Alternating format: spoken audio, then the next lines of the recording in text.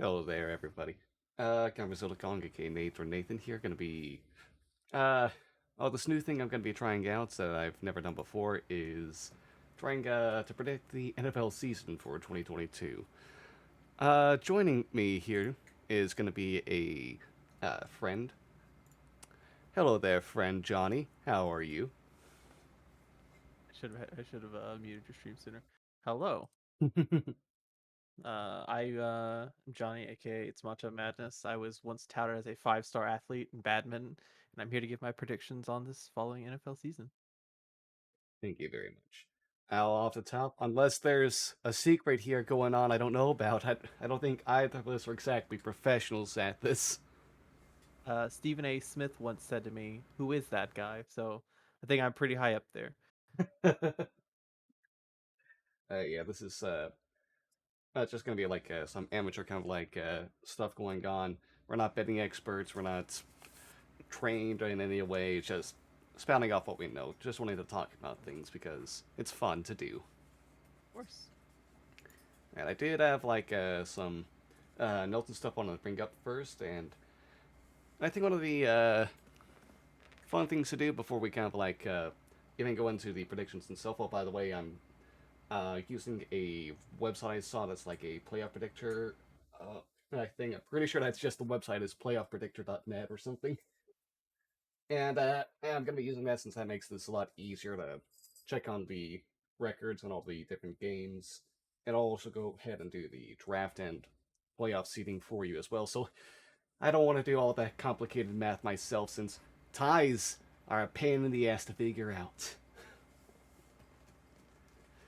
But yeah, let's go ahead and kind of like start off with the different teams in alphabetical order. Kind of like go over some very quick snippets about them, thoughts and feelings, or any fun notes we have about them.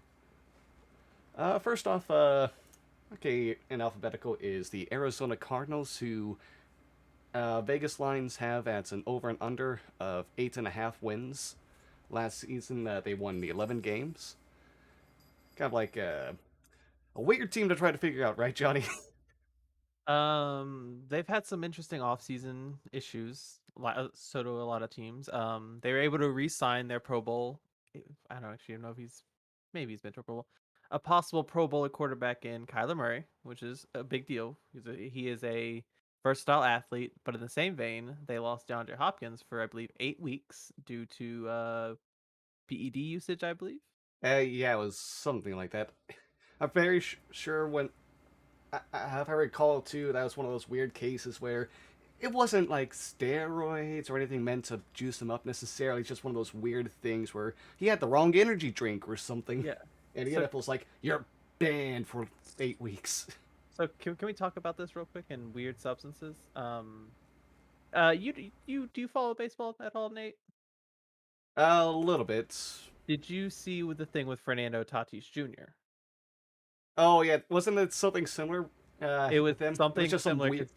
because he has ringworm, and he was using Oh anabolic yeah, steroids essentially to take care of the ringworm. And any foreign substance like steroids, which you banned, and he's going to be out for at least all the rest of the season and next season, which is quite interesting. that's that's weird. That's weird. Uh, I don't know. Sometimes those things just have weird.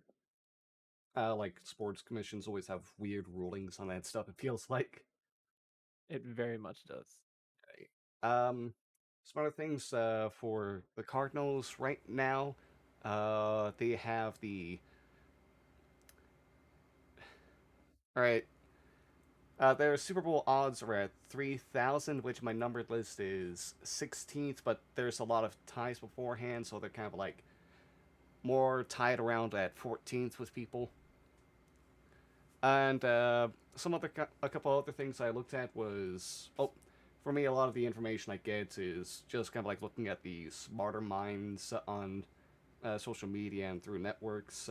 People I mostly subscribe to the analytics side of things myself. To the people like I focus most on like listening to and reading up what they have to say are Mina Kimes and Warren Sharp. Mina Kimes being an ESPN personality, and Warren Sharp being a professional bettor, I guess you can say, who has apparently helped with analytics departments in NFL teams. Definitely the Ravens.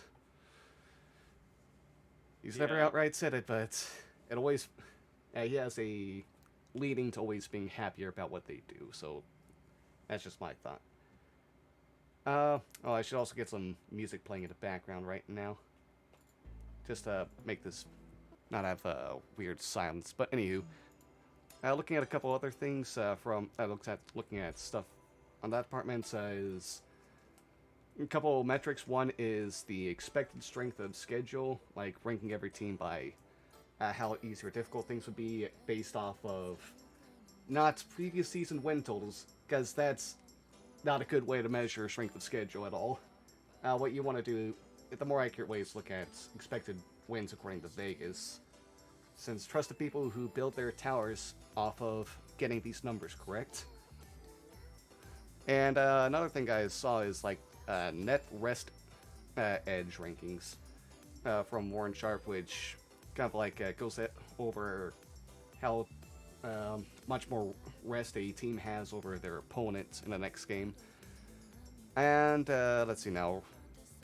Looking at strength of schedule, the expected strength of schedule, Cardinals are at 24th. The 24th most easiest. So one of the more difficult schedules coming up with them. Let's see now. There. Oh wow, they're. Where are they on the rest? I can't actually see them. Okay, yeah, they don't have a good rest. They're kind of like in the middle. They're going to be on the bad side of things there, so teams will have an easier time against them. Another thing I did was look at rankings for each team's groups based off of different categories that I felt like were the most important. Quarterback, offensive line, front seven,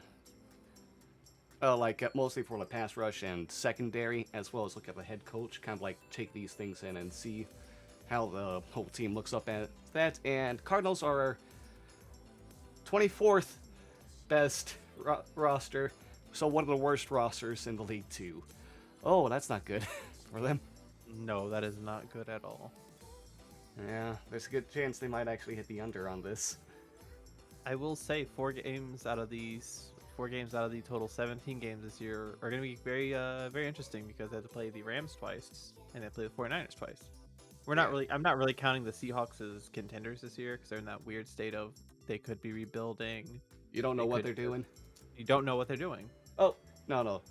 The thing they're doing is they are trying to compete for a Super Bowl despite being so far from having a team ready for one. This is true. So they're just a sad team. We'll get to them later, though. Alright, sorry if this goes on too long. I might end up continuing this tomorrow just because I am long-winded. Alright, next up is, I'm sorry, Johnny, it's your team. Oh, do you mind if I take this one then? Yeah, Atlanta Falcons with an over-under of 4.5 wins. Okay, I will let you handle the analytics side of this, but I will handle the story arc of the Atlanta Falcons. So the Atlanta Falcons have been slowly declining the past several years, ever since our Super Bowl loss. We extended a bunch of players at a certain point, and then our cap space went down the tube. And then we lost our soon-to-be Super Bowl champion Julio Jones to Tennessee Titans, who was then released from the Titans because he was very bad because he's always had ankle and leg problems. And then we also lost Matt Ryan to the Indianapolis Colts after we traded him because we were trying to pursue a quarterback who probably shouldn't be in the league because he's a monster. And then we also lost Calvin Ridley for a whole season on gambling. But this no-named quarterback, who I'm not going to mention a reference, might get suspended for a total of maybe 6 games. I am angry on both sides, and we have yet to try and rebuild in a proper way for the past 6 or 7 years. And I believe for the next 4 to 5 years, we will still be a garbage team who will average maybe 6 wins a season. That's a tough spot the Atlanta Falcons found themselves in. Yep. Their best hope is when they eventually do play Desmond Ridder, that he turns out to actually be good. and they can just worry about some other position with a likely high first round pick. And if not, hope you're in the top 2 or 3, so that way you can try to get either Bryce Young or CJ Stroud. Exactly. But yeah, right now they are tied for the least likely odds to win the Super Bowl with the Houston Texans. Let's see now. They have a horrible rest edge. One of the worst, in fact, in the league at -7. Their roster is the 3rd worst in the league overall. Head coach is a weird thing because no one's... Oh, no. Yeah, Arthur Smith the second year. Never mind. This counts. You still don't really know fully, but he had odd decisions still last year. And, they're 23rd in rankings for strength of schedule, so just one rank easier than the Cardinals. Interesting. Oh, boy. Yikes. They might be a 3 or 4 win team. I'm sorry. Yeah. I mean, we still have to go over the surprised. schedule to see. Yeah. Alright. Next up is a team that's, even though I no longer root for their rival, I still won't like, just because there's always bad blood with Northeast Ohio in this team. Baltimore Ravens with an over-under of 9.5 wins. I'm hitting the over, by the way. If I could bet, I would. I would also take the over. Lamar Jackson, as people give him a lot of grief for, being very talented, and apparently they thought he was going to be a running back, has proven he can throw the ball. It's just they have struggled heavily in finding a receiver that can help him. Yeah. And Mark Andrews is a fantastic tight end, but he can't do it all. And they will have a healthy backfield this year instead of last year, where every single running back went down, which was crazy. Yeah, I know. I want J.K. Dobbins since he's a former Buckeye to go ahead and have a great year. I always root for Buckeyes. Well, almost always root for Buckeyes. Oh man, but yeah, they had some bad injury luck all around. I mean, they even lost Lamar Jackson after they got the number 1 seeding in the AFC, and they just fell apart because they lost the identity of their team. Exactly. It is always weird to hear the negativity that comes to him, as if people kind of people just ignore that he is, like you said, a good passer too. He's just they have the cheapest wide receiver room. They're not really giving him much support there, but their passing game's never been the focus anyways. They're relying on the talents of their quarterback.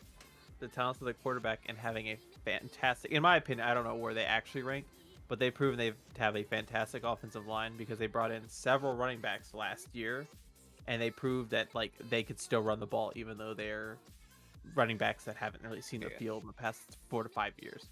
They have a good offensive line that's also going to, hopefully for the team, be healthy this year, because they lost some people last year too, remember? They did. They very much did. Yeah. Let's now on the... Actually, also for roster rankings, so far they have the 6th best team right now. Looking at how this... So yeah, they definitely also should be considered a Super Bowl contender. And hey, what are their odds anyways? Let me look at that. Let's see. A bit low. They're tied at 9th place. That's not too bad. Yeah. Yeah, I mean, well, they're tied with the Bengals, who probably just got that high up because they are the runner-ups from last Super Bowl, honestly. Yeah, I can see that.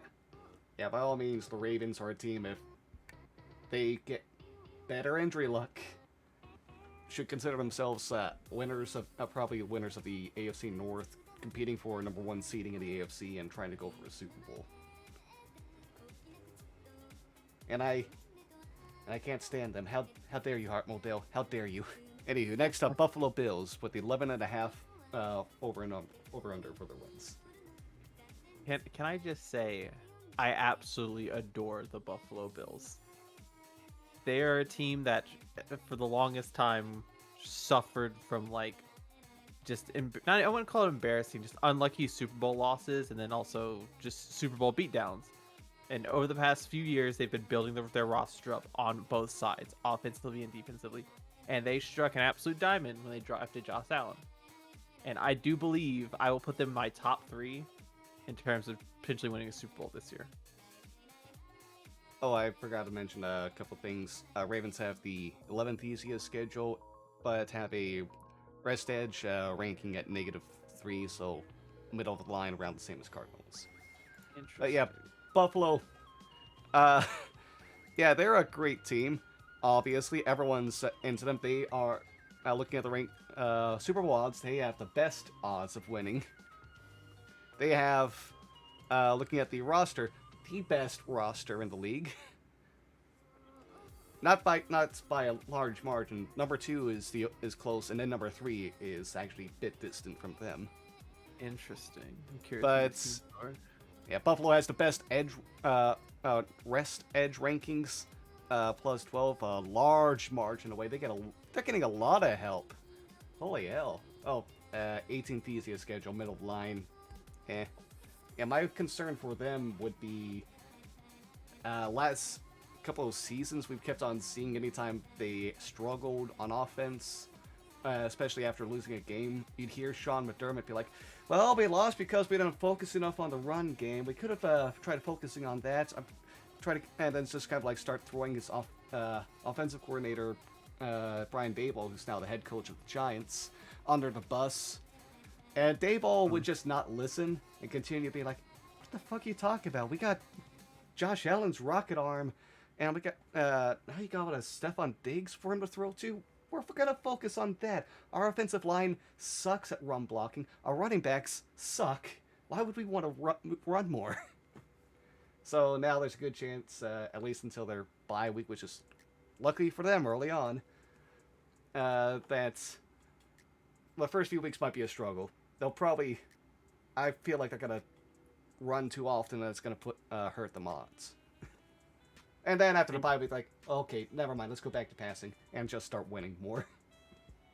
They did, I believe, draft brother of Dalvin Cook, using their, I think their 3rd or 4th round pick.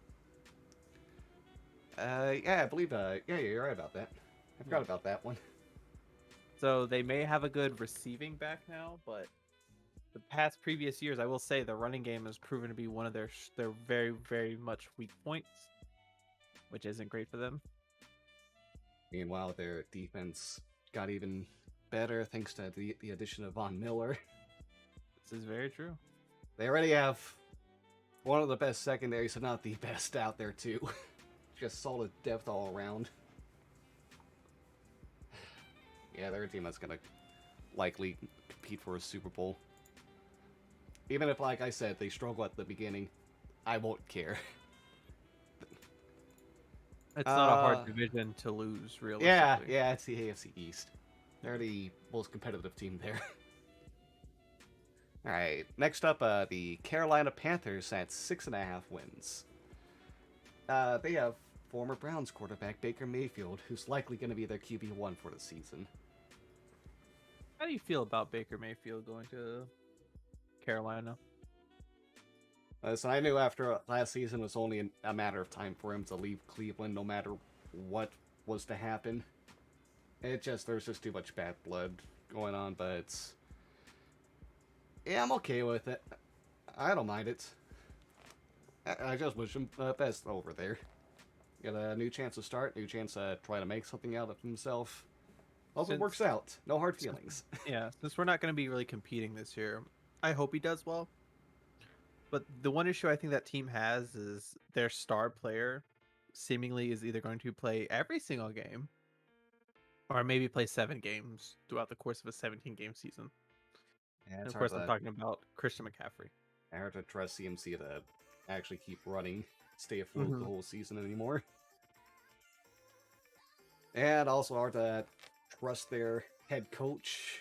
Hard to trust a lot about what's going on there. It's just, you don't know what's happening. The head coach is probably gone after the season anyways. Oh, for sure.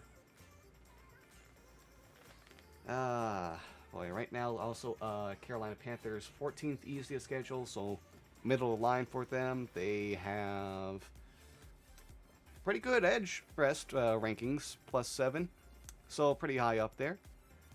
Let's see now. Their roster, 25th best. Hmm. Boy. Yeah, so not great, not great. Yeah, they're very low on. Oh wow, they're tied for second least likely odds to win the Super Bowl. Yeah, this is a year where they're just.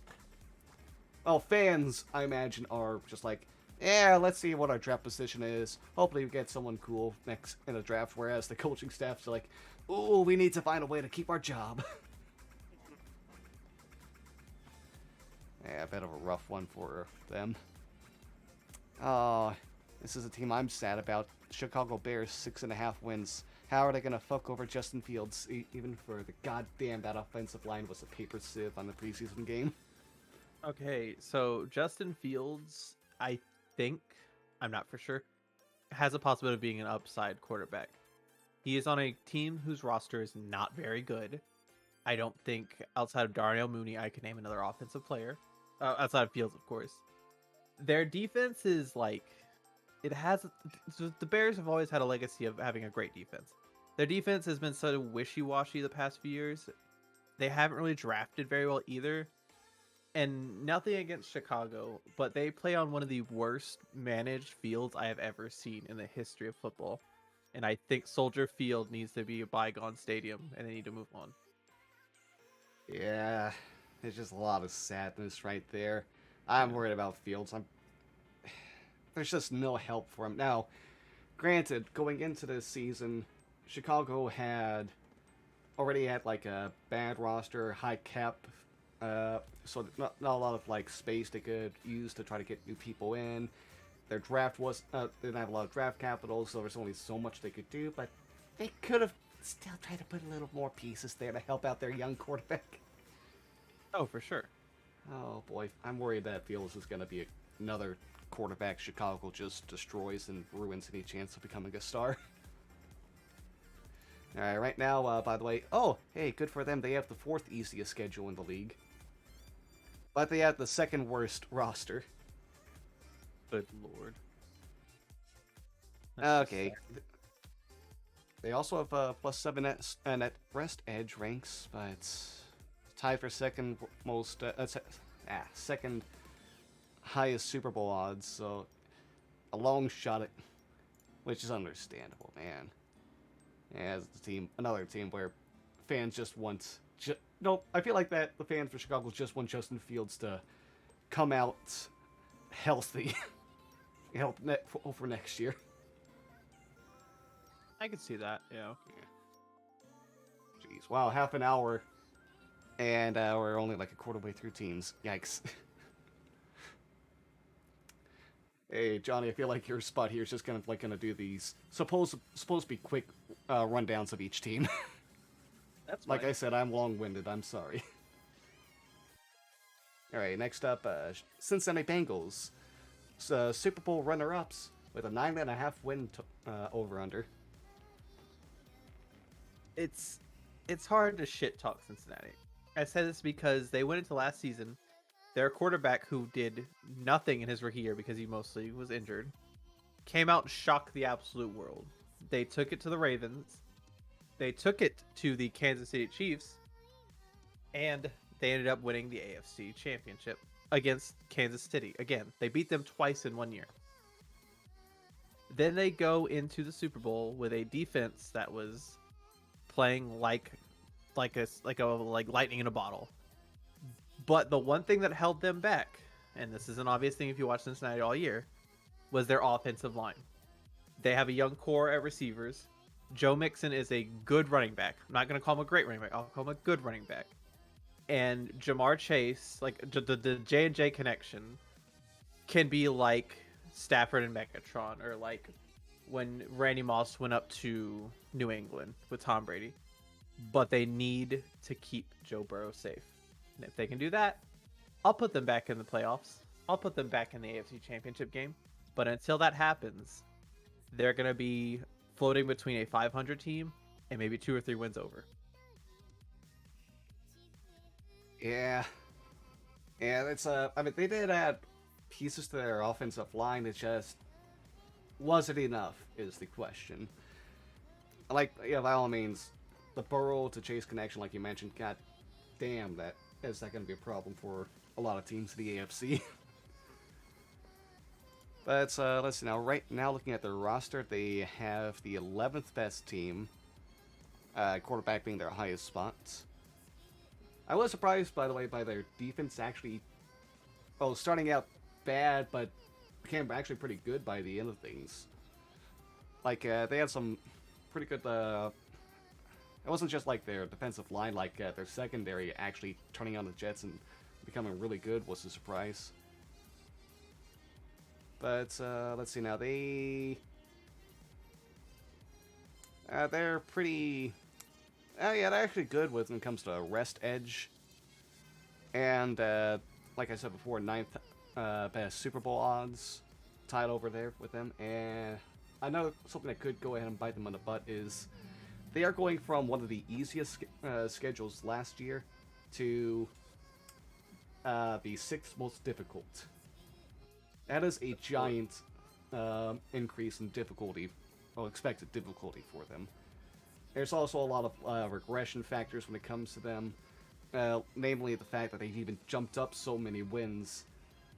That's always bad for a team. I remember hearing something about, like, historically, whenever a team that goes from one season to another, winning at least 6 more games than that previous season, goes on to lose an average of 6 more games the next season. Yeah. So, yeah, there is a worry that things just completely fall off for them. Like, maybe people find a way to handle Burrow. Maybe the offensive line's not really improved, and he just gets destroyed early on in the season, and things get ruined for them. I don't trust their head coach. I feel like he's somehow Mike McCarthy in disguise. That's a possibility. Yeah. But, hey, there's still a fun team. Joe Burrow is legit. Oh, I agree. Alright, next up, the team I don't really want to talk too much about, but will, is the Cleveland Browns. According to these odds I'm looking at are at 8.5. I don't think anyone actually has them on the board because who knows who's their quarterback.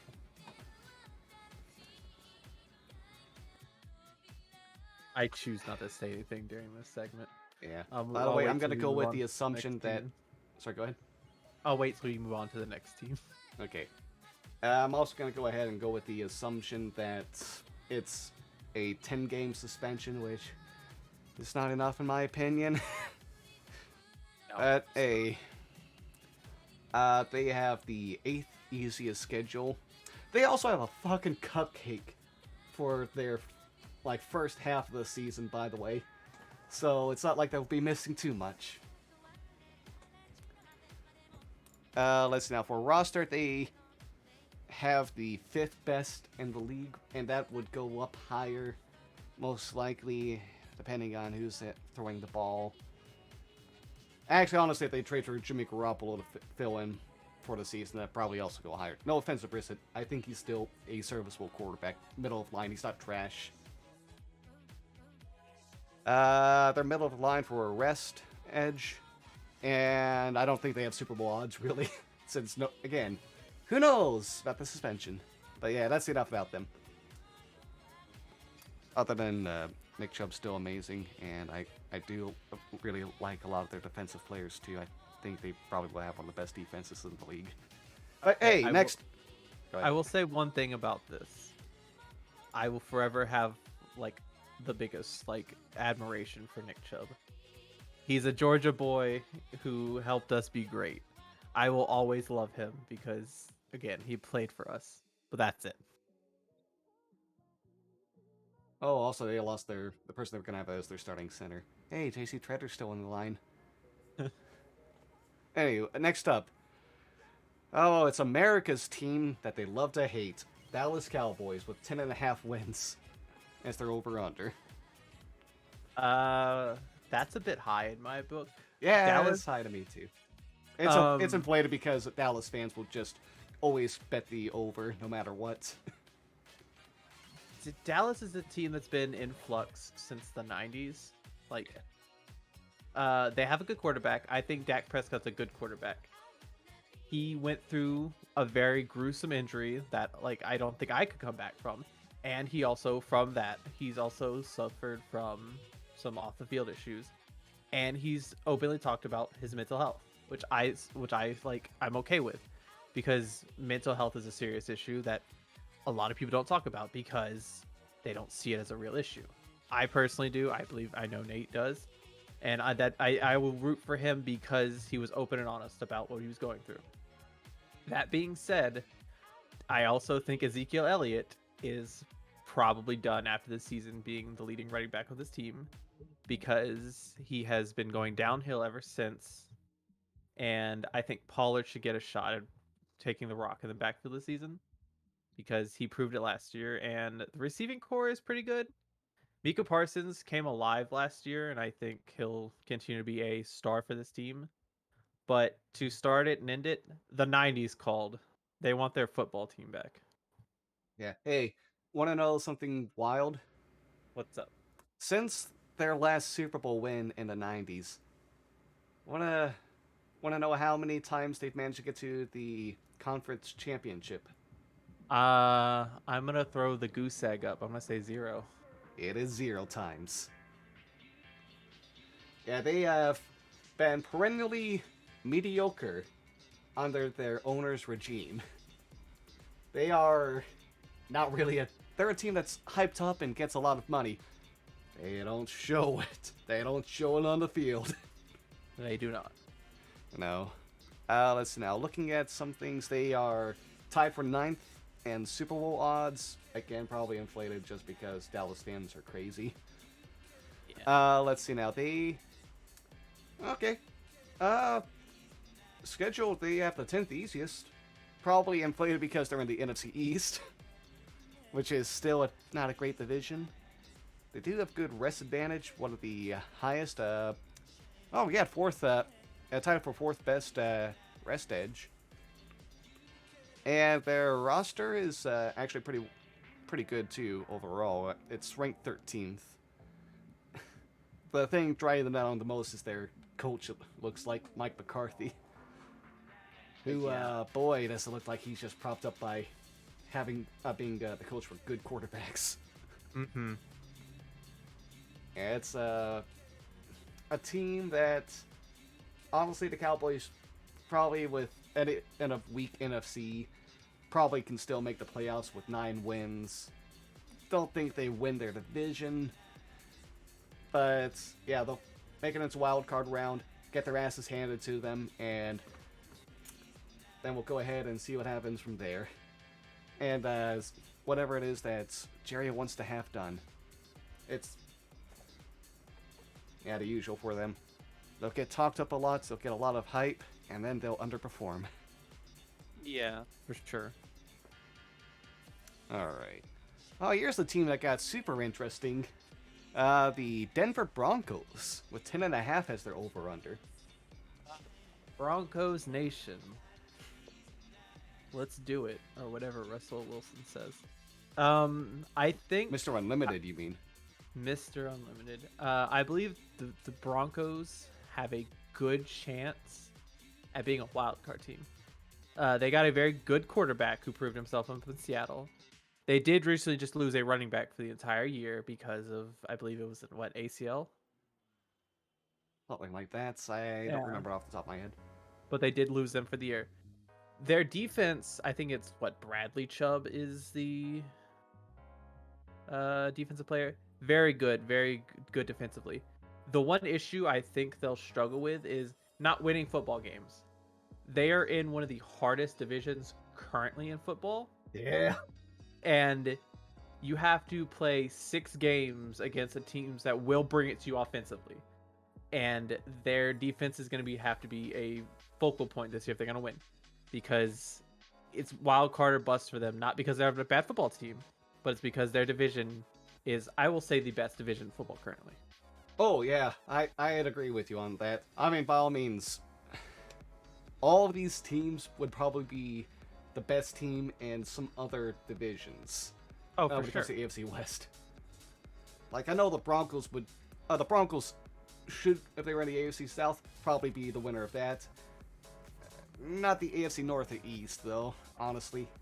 In the NFC, there's divisions they'd be on top of. Honestly, and the Raiders might actually be. That's for later though, for a couple others, but who knows with them? They're always weird.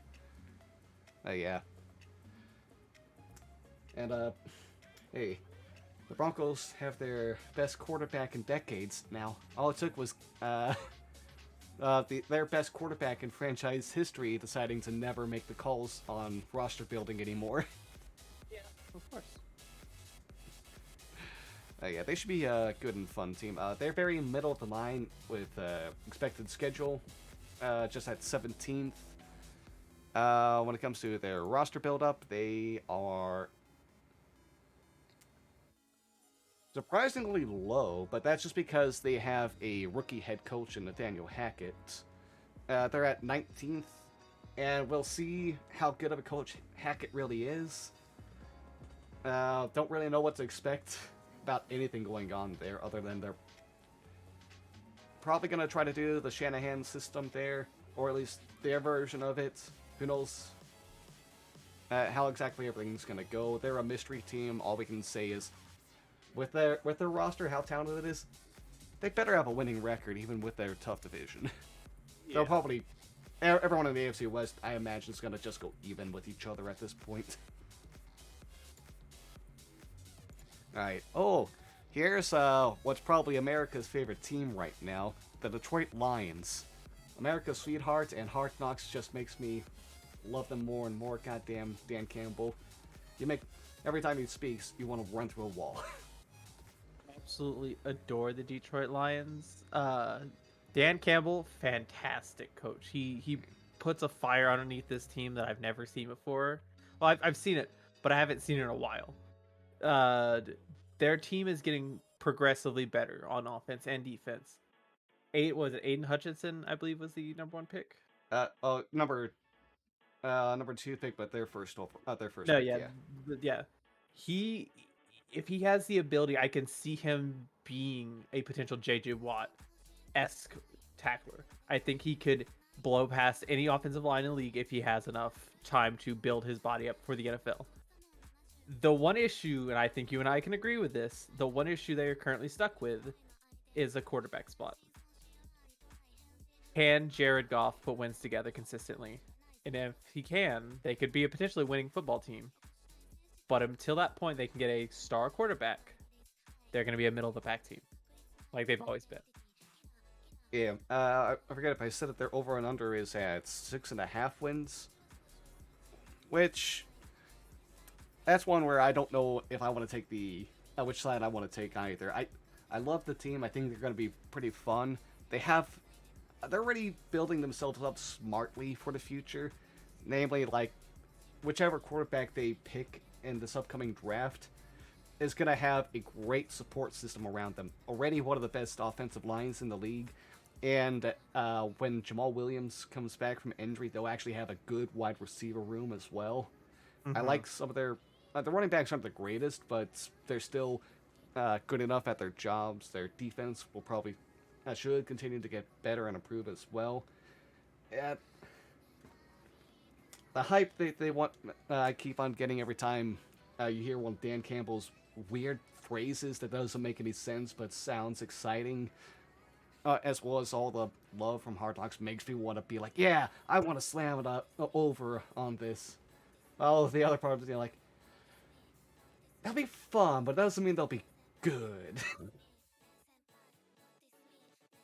Yeah. Well, right now they are right behind the Bears right now when it comes to strength of schedule. Though they have the 5th easiest, which is going to help them out a lot. They also have the 2nd best net edge ranking out there. Obviously, they're going to be low in Super Bowl odds. But there are plenty of things to go ahead and give, make you feel hope for them. 22nd best roster right now, too. Uh, as quarterback and front seven that's hurting the most, but since on defensive line you really only know about Aiden Hutchinson as a good player, the others kind of need to prove themselves. But yeah, I'm looking forward to their games. I'm honestly gonna have them as one of the teams I root for this season. Oh, 100% same. I believe they're going to be a fun team to watch all year round, and I wish them the best. Yeah, I mean last year their losses were some of their losses were the typical weird ones you see from Detroit being cursed. It took they almost beat the Ravens, and it took Yeah. Justin Tucker breaking a record. Exactly. Uh, oh man. Okay, next up on the list. Goddamn, we're not even halfway through. I'm sorry. It's all good. Okay, the Green Bay Packers with the 10.5 over under. I don't want to put them at 10.5. I think it's going to be less. I think people believe because Aaron Rodgers is the quarterback that they're going to get 10 wins. Their defense is okay. I believe it could be better. And they have one of the worst wide receiver rooms I've seen in a long time. And they also let one of their best receivers in probably the history of their team. They just straight up traded him because they didn't have enough cap space to sign him and Aaron Rodgers. So I would put them at a solid 8-9 or 9 and or what is it? It's 8-9 or 9-8 at this point. I will not put them at 10 wins. I'd say, oh, we have yet to see how much of an impact the loss of Devontae Adams really is. Want to know, since Devontae Adams has been on the roster, how many, what the record is for them when he's out for injury? You have the number of games like he's been out. Yeah, I believe he's been out 7 games, and they've won all 7 games. And Aaron Rodgers, they scored more points, and Aaron Rodgers had better EPA per play. So he actually performed. It could just be like low numbers, so with the inflation we're going to be getting might change radically, but so far it doesn't feel like his absence really is going to hit that much. Interesting. Yeah, like although at the same time Aaron Rodgers is good at making his receivers open just because of his own talents as a quarterback, but he is kind of like remember like seeing something last season that he did start to kind of like look like he was declining, like there was some kind of like issue. He wasn't being as efficient in some stats. He wasn't throwing as deep. He wasn't as being the. It was either he was becoming more aggressive or less aggressive. I forget that stat, so I'm not going to bring it up. But it's a mystery how this offense is going to run right now. The secondary is still very, very good. Holy crap! But yeah. They have the tied for 4th best odds to win the Super Bowl. When you have Aaron Rodgers as your quarterback, you're always going to have good Super Bowl odds. They are middle line in strength of schedule at 15. Let's see now. They have the worst net edge rankings with a -12. So they're going to be playing a lot of games on short rest or games against teams that have more rest than they had. At the same time, they have the 3rd best roster in the league. Interesting. Yeah. Like I said, you have Aaron Rodgers. They're going to compete. They're going to be a good team still, most likely. But who knows how far they can make it into the playoffs. Alright. Here we go. Our next up to talk about are... I don't think we have much to say about them. The Houston Texans with 4.5 over under. The Houston Texans are a football franchise that exists. They're probably the 2nd best football team to exist in the state of Texas. And the best move they made all season was getting a monster off their team. That's about it. Yeah, not much to say about them. They're a bad team. They're going to be bad. I don't believe in the Davis Mills hype. No, All the neither stuff do I. people talk about is like, he was playing against bad defenses or defenses that were missing their key starters. That's when he performed well. So it's like, can't really trust him. I mean, he's an easy one to get rid of since they took a late pick to get him in the first place. Hey, congrats, Houston, on the upcoming draft when you either get a top tier, expected top tier quarterback or Will Anderson to be your new JJ Watt. I don't really have much to say about them. They have one of the hardest schedules in the league. They're 28th easiest, so fifth most difficult. They have the tied for second worst edge. They have the worst roster. It's just bad. It's just bad. We're moving on. Indianapolis Colts. Hey, you have some skin in the game for this team, don't you? Not enough over under. Congratulations, Indianapolis Colts. By starting this season, you've already won your division because I don't think Tennessee's going to be much of a problem this year. Their quarterback is regressing, and you went out and got what should be a one-time Super Bowl champion quarterback. And the upside of you have is the incredible Jonathan Taylor in the backfield. The issues that you've been struggling with, though, are your receiving has not been the best, which is weird because I feel like you could have probably made a move there. Michael Pittman Jr. is really good. I think Darius Leonard is going to control your defense very well and send you, hopefully, to a Super Bowl. But if I'm a betting man, you probably go like 11-6 and maybe face the Bills in the divisional round and lose to them. Yeah, I also feel like they're. I feel like they probably are the best team in their division, but not by a wide margin. I still have to believe in the Titans just because Vrabel's a really good coach. Frank Reich is also a really good coach, though. You can. They're gonna struggle to start the season. The Colts have not won their their opening game in years. They always have Frank Reich's tenure there has always been like bad, losing record for the first half of the season, and then they just learn what to do the second half and make themselves a good team. Then, except for the last game of last season when they forgot about how to play football again. Oh yeah, where Carson Wentz kept showing his true colors and how he probably shouldn't be in the league. Man, what a weird fall for him. But yeah, I like the Colts a lot. Matt Ryan, 38 years old. Oh, he's gonna need a lot of help. Hey, luckily, he's staying in a dome for home games. Yeah, that's true. Yeah, that's good for him. He'll get help there, but I don't think they're a Super Bowl contending team, which Vegas kind of disagrees with. They're tied for 9th best odds for the Super Bowl.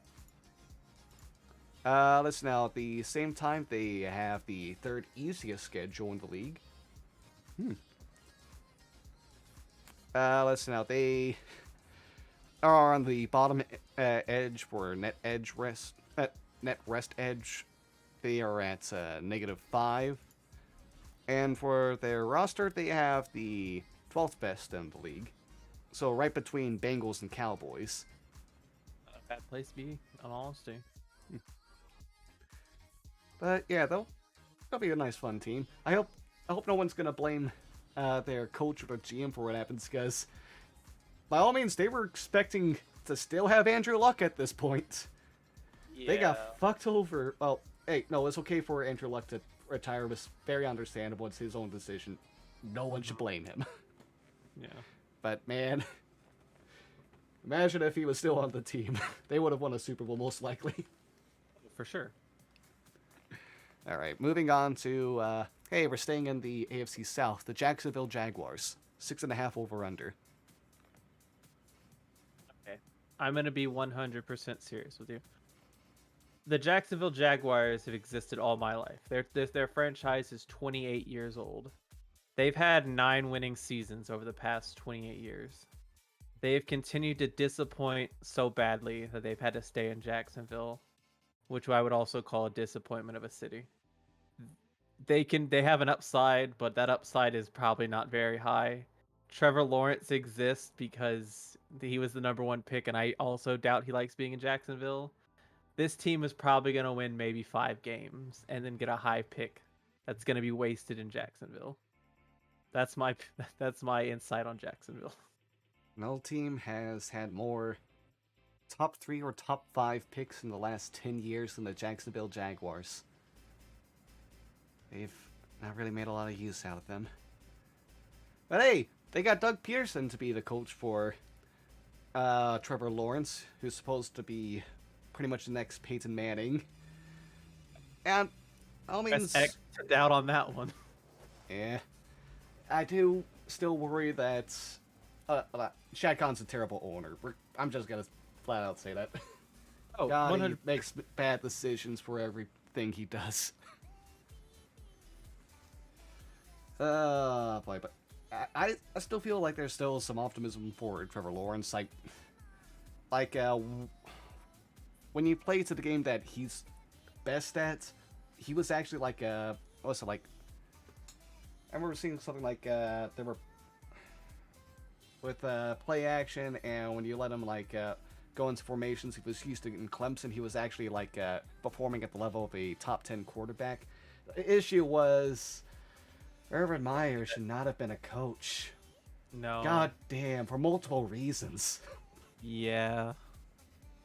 They got fucking held back a lot because of him, but also, who knows what their GM does? Who knows a lot of that stuff? Why did you make Christian Kirk the highest paid wide receiver at the time with that contract? Someone who's a middle of the line probably wouldn't be a starter on most teams. That how much money? Yep. I know you're desperate, but damn. Yep. Yeah, it's not a great roster. It's not a bad roster. In fact, it's okay. It's on the bad side, but still middle of the line. 23rd best roster. There's a chance they make 7 wins, but I would never say I don't feel confident about them getting any more wins with that. And that's saying that with them having the 12th easiest schedule in the league and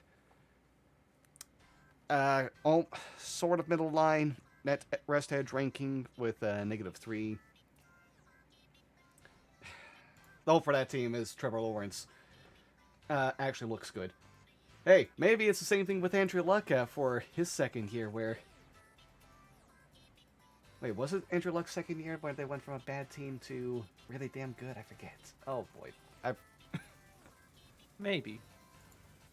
I don't know. Hey, let's go with a team that's definitely got Super Bowl odds in their favor right now. The Kansas City Chiefs. Another AFC West powerhouse. Hot take. I think out of every team that was in the playoffs last year, this is going to be a team that regresses the most. I think we're going to see a different Patrick Mahomes this year. They lost one of their core 3 players in Tyreek Hill because he went to Miami. I believe he'll actually have to be a skilled quarterback this year. Not that he's not a skilled quarterback, except like he has the best arm in the league. Well, top 2. I put him and Josh Allen like both number 1.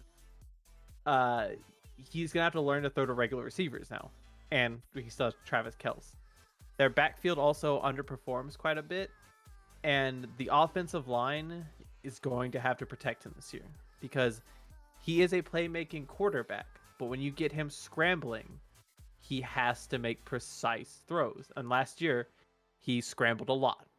And as someone who owned him in fantasy, he usually didn't hit the mark on these, and it made me very upset. I will say I will put them the same place I put the Colts. I will put them at 11-7. Yeah, I feel like that's pretty fair. Like, they have a lot of things going against them this year. They have the toughest schedule. That is a big difference between them and the second most difficult, looking at this chart. They do have the 7th best team makeup right now, best ranked quarterback and best ranked head coach, and second best ranked number 2 for offensive line overall. Thanks to like the young offensive line getting its groove and learning what to do as the season progressed and becoming a top tier unit. Obviously, they're way up there for Super Bowl odds, 3rd best odds, because they got Mahomes, who, what a weird slander. He was a coin toss away from a Super Bowl, And so many people decided to just be like, oh, yeah, he can't play anymore. He's fallen off. Oh. I don't understand what was going on there. People were just weirdly overly negative. It was like the first half of the season where it's like, oh, he's fallen off. Like, no, he's growing as a quarterback. You Yeah. can't be your first 2 year or your first 2 true years playing because he sat out his rookie year. It's gonna get to the point where he's gonna have to be like a pocket quarterback. He's gonna have to hit his regular throws. He can hit the deep shots. That's easy. But he's gonna have to learn to hit the regular throws. And if he can do that, he's still gonna remain a top 5, hell, a top 3 quarterback in the league. Yeah, I kind of like, yeah, I agree with you there. I still think he's one of the best quarterbacks in the league. I'm not going to take him out of the top 5. I'm not crazy like that. No. But yeah, I do agree with you on the 11-7, at worst 10-8, no, 10-7 record for them.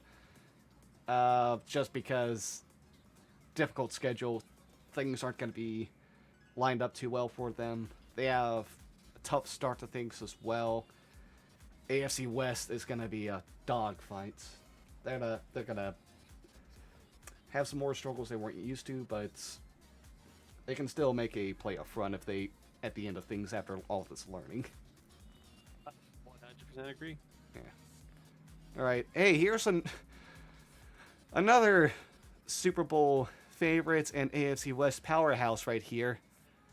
And a spoiler for things, the team I feel like is gonna win the Super Bowl, the Los Angeles Chargers at 10.5 over under.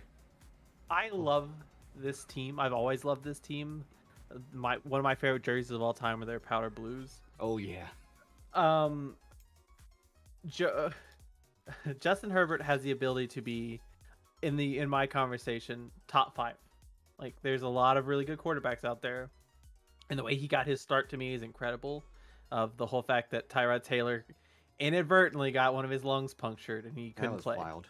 That was wild. He has proven to be a great quarterback. Austin Eckler has proven he can be a great running back.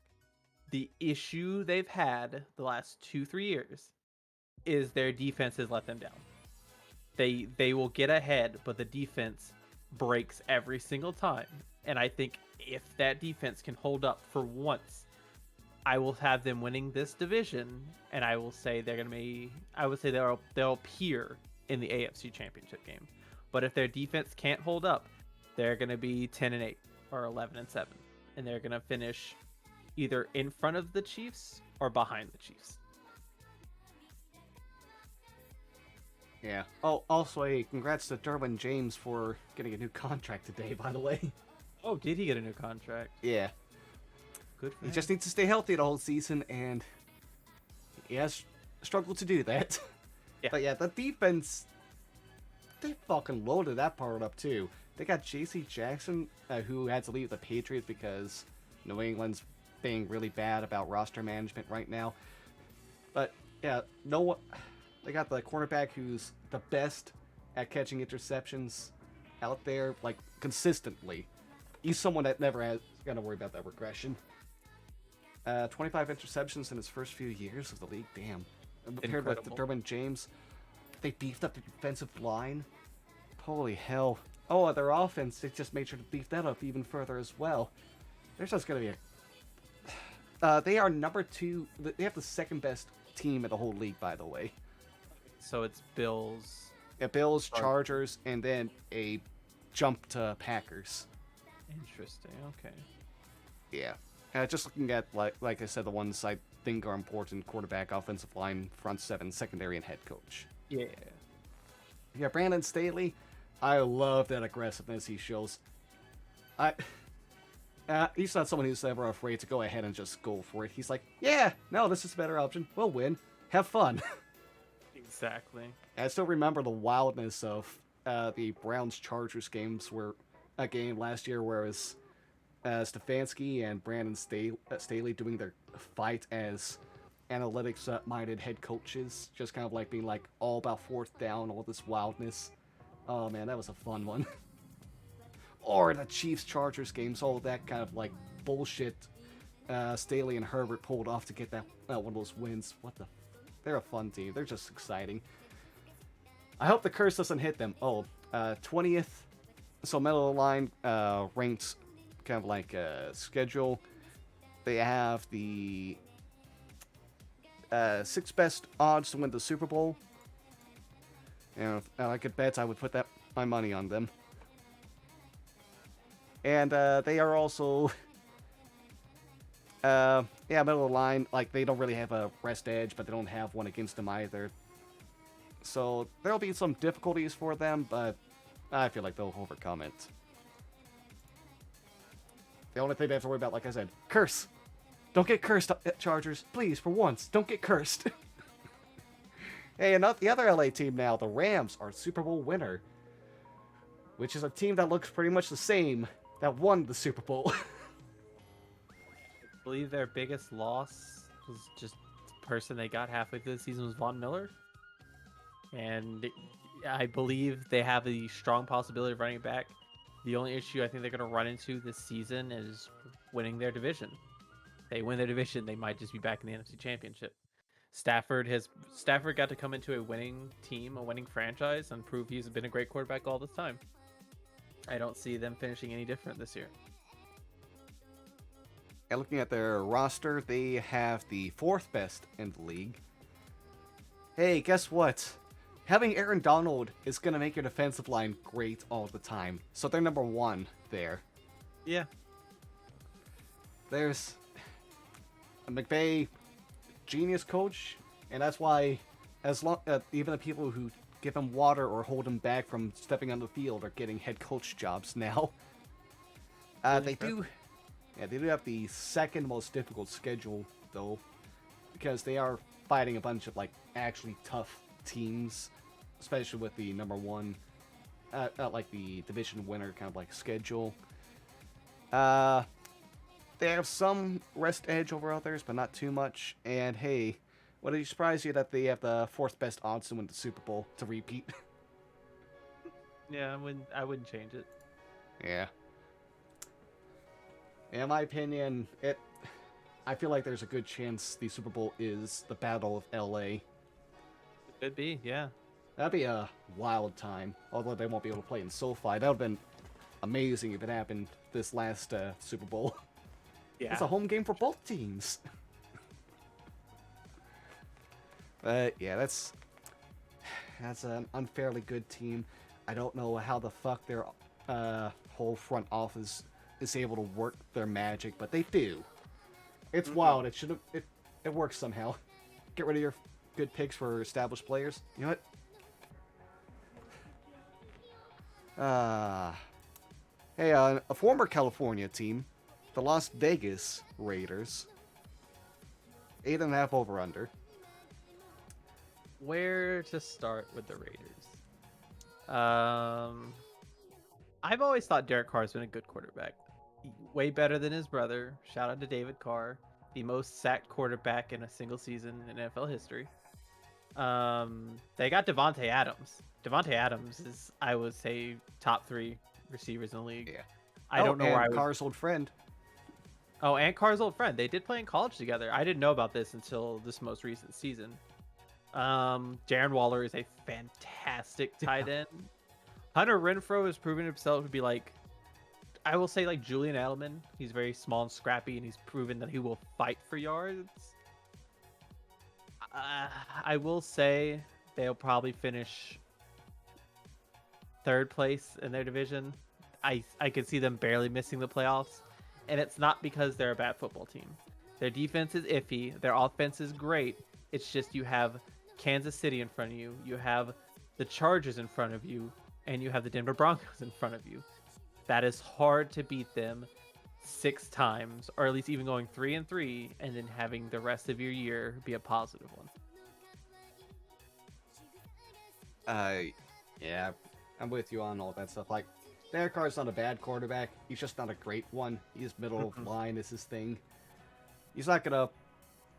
he is oddly clutch, which is weird. He will have 1 or 2 games a season where it's like, oh, maybe Derek Carr is a legit thing, and then the next game he'll go like 9 for 25 for like maybe like 150 yards and 2 interceptions. Yeah, the Raiders seem to always, these last several years, have this bad tendency to start out hot, and then like midway through November, they just start falling apart and go off the rails and lose like their any hopes that they could have. They're weird about that. I don't trust their offensive line. It wasn't good last year. They didn't improve it this year. Their defense, like you said, is iffy. They got, but there's some pieces you can still trust to help carry them through some things. They have the 18th ranked team right now, so middle of the line.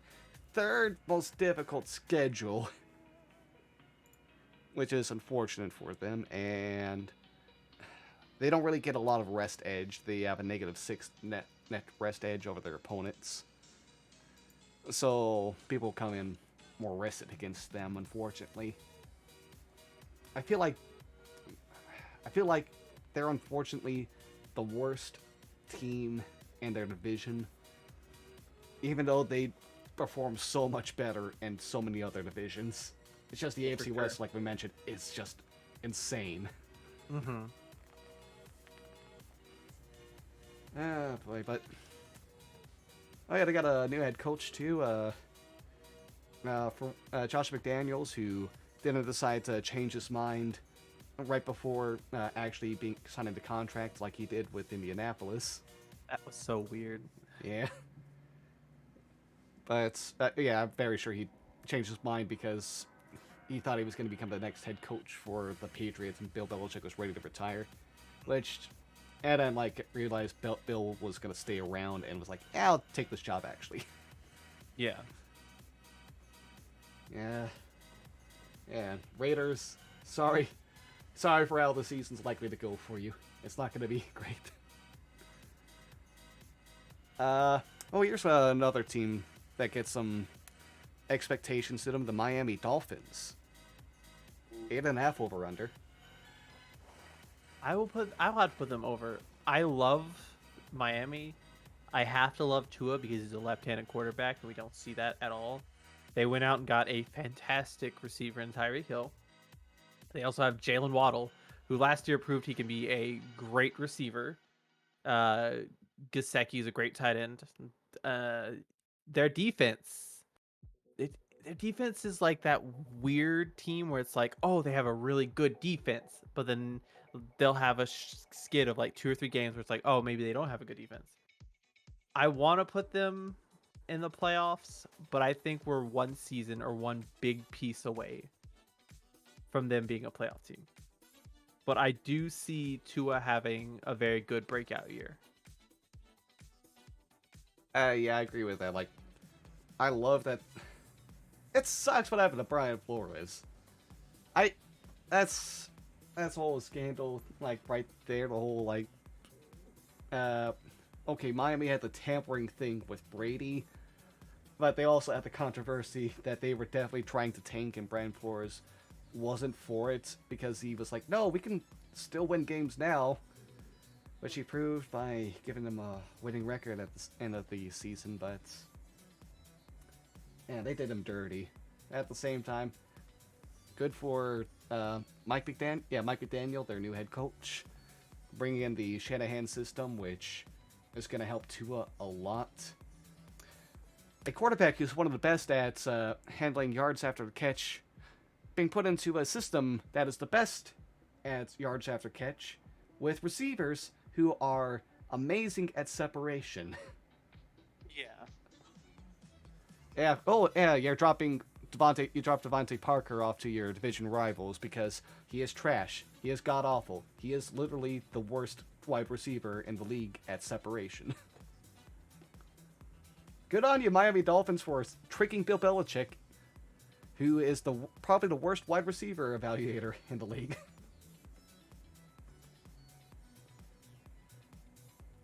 I'm sure that's not going to. No offense to Belichick, you're still an all-time great. You don't need to worry about things. You don't need to worry about one person saying something dumb while knowing you're definitely going to go into the Hall of Fame, and deservedly so. Yeah, of course. But no, it's just everyone has their weaknesses. Wide receivers, Belichick's. Mm-hmm. But yeah, back to the Dolphins.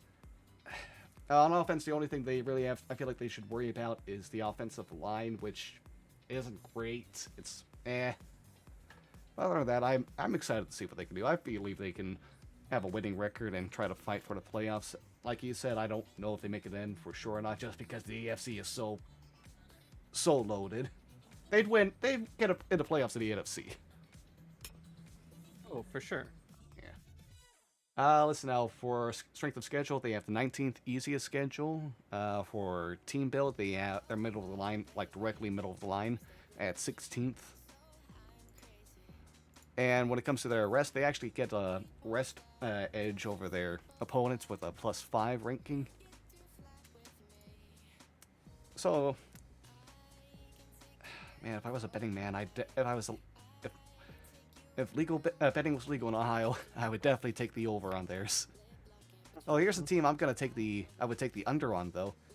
The Minnesota Vikings with a 9.5 over under. Hmm. How far can you go with Kirk Cousins as your quarterback? It's honestly hard to say because I will say, and I've said this before because I still believe it, but I will put him top 3. Justin Jefferson has proven himself to be a good separation receiver. He can play both field and end zone. The issues he's been struggling with is Kirk Cousins. Yeah. I think if they were to get a good system quarterback, he could be the best receiver in the league. But this team is like, for I don't know how long, they could potentially be a Super Bowl contending team to, they're a bottom 10 team. Kirk Cousins has proven to not be a good quarterback for this franchise. He's a good quarterback. He's putting up great numbers. But when it comes to getting wins, they're not winning. They're not making playoff appearances. They're finishing behind the Packers each year. I think if they don't win the division this year, which is a possibility, I'm not calling it a big possibility, they have to hit the Packers in the mouth and win this division. They win this division, he becomes the Vikings quarterback until he probably retires. If they don't win this division this year, this is going to be his last year wearing purple and gold. Also, hello, Zufio. How are you? Hey, Sufio. Predicting's not really happening quite yet. We've been kind of like... Our quick snippets over these teams have been going on a bit longer than I meant for, just because I'm unfortunately long-winded about my thoughts. Oh, that's Johnny and it's Macho Madness joining me for now. It's kind of like doing these. Like. But yeah, the Vikings. They're middle of the line for strength of schedule. They are 16th easiest or 16th most difficult, whichever way you want to see that for them. They have the 6th worst roster in the league for the important positions. I don't quite put wide receiver in because most of them are like running backs, honestly, and replaceable in some systems. Like there's no Hall of Fame talents on the 49ers, but you'll believe it because of how damn good Shanahan is at getting his wide receivers open. Yeah. And yeah, you're getting another Shanahan system over here in Minnesota. God, are Thielen and Jefferson gonna eat? Oh boy, I hope I can pick one of those two in fantasy football. I will say this now, and I hope you're not in front of me when this happens. First round, like 100%, if Jefferson's there, I'm taking my boy and we're gonna run it back. I love Jefferson so goddamn much. Yeah, Jefferson is one of the best wide receivers in the league. And the Vikings do get some help. The Vikings had horrible sack margin differential as well as turnover luck last season, which will regress back to the mean, which helps them out. But I can't believe Kirk Cousins. He's an okay quarterback. He is where Andy Dalton was a few years ago, where he is the line. If you're better than Kirk Cousins, you're a good quarterback. If you're worse than him, you should be out of the league. Damn, Nate. Comparing him to Kirk Cousins to Andy Dalton. Listen, Kirk Cousins needs to fucking win some important games. How about beat a team that has a winning record, and maybe you'll get some respect. You know what? I'll agree with that. Yeah, I don't. I think they can hit the 9s to go just under. I don't I don't have high hopes for them. Hey there, Brian, as well. Hope you're having a good day as well. Yeah, I guess that's enough about the Minnesota Vikings. Who, by the way, can still probably make it into the playoffs in the NFC with 9 wins. Anywho, the New England Patriots with 8.5 over or under. They just made it to the playoffs with what 11 wins last season? No, 10 wins last season. Wow, why is Vegas putting at 8.5? Johnny, do you want to talk about them? No. Next team. What 28-3? I mean, what do you mean? Next team. No, the Patriots are honestly a team I'm taking the under on as well. Bill Belichick is goddamn awful at roster management and cap space management. What the fuck was their problem last year? Why did they give so many amazing contracts to middle of the line or worse players? They are hurting because of that. They had to lose key players like J.C. Jackson because of that. Mac Jones, I'm okay with believing in him. He was good last year. My issue is I don't like the team around. I don't like the team around him. Offensive line's probably the best thing after Mac Jones, but oh boy. Oh, who is their offensive coordinator? Who's their defensive coordinator? I don't know what's going on. Neither of the two best options should be coordinators, especially for offense. But hey, it's Bill Belichick. Maybe they'll find some magic. Maybe they'll fucking scheme up some weird shit that makes them go ahead and actually be a team that goes back to the playoffs just because he's one of the best coaches, if not the best coach in NFL history. Yeah, I can see that. Yeah, Mac Jones needs wide receiver help. Totally, Zufio. I can't believe Nelson Aguilar has the highest amount of money in a contract this season. What are you thinking? That's just a headache. But yeah, the Patriots have the 14th best team. Helped out a lot by having Belichick as your coach. Let's see now. And for their strength of schedule, they have the 26th easiest. So the 7th most difficult schedule. I just feel like they're the 3rd best team in their division. Honestly. I put the Miami Dolphins and obviously the Buffalo Bills ahead of them. Yeah, same. Yeah, they're going to beat up on the Jets. Fans should be... It's the Patriots. I'm not going to say they're out of the playoffs. Fuck it.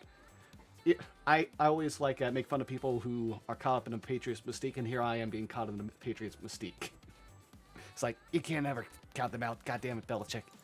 You brilliant bastard. Okay, moving on. Hey, is your other favorite team, Johnny, the New Orleans Saints? Sorry, the New Orleans Saints. Okay. I'll keep it 100 for this team. I do believe that this team has issues. They have receiver issues. They have running back issues. They have quarterback issues. My best advice to give them is to go to hell. Next team.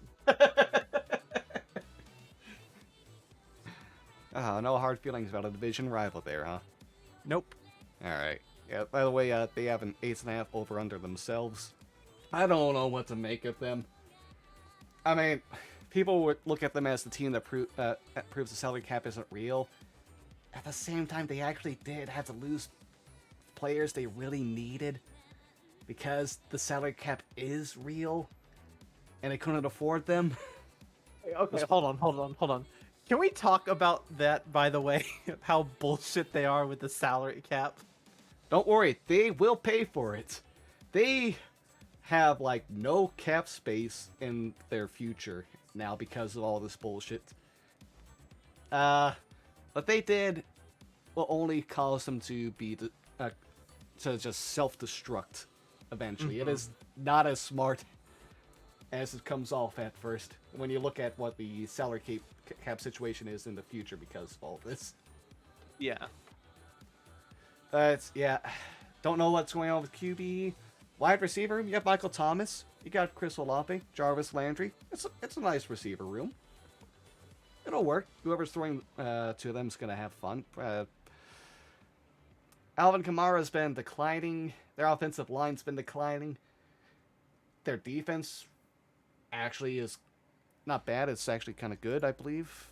Let's now looking at their roster as a whole. Oh, they're 21st. Okay.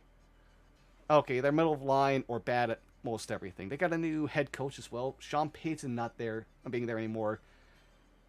You have to wonder what comes up next. Yeah. Sean Payton, one of the best offensive minds in modern football, gone now, replaced by a defensive-minded head coach. I don't know what to make of the Saints. I have no judgment on anything.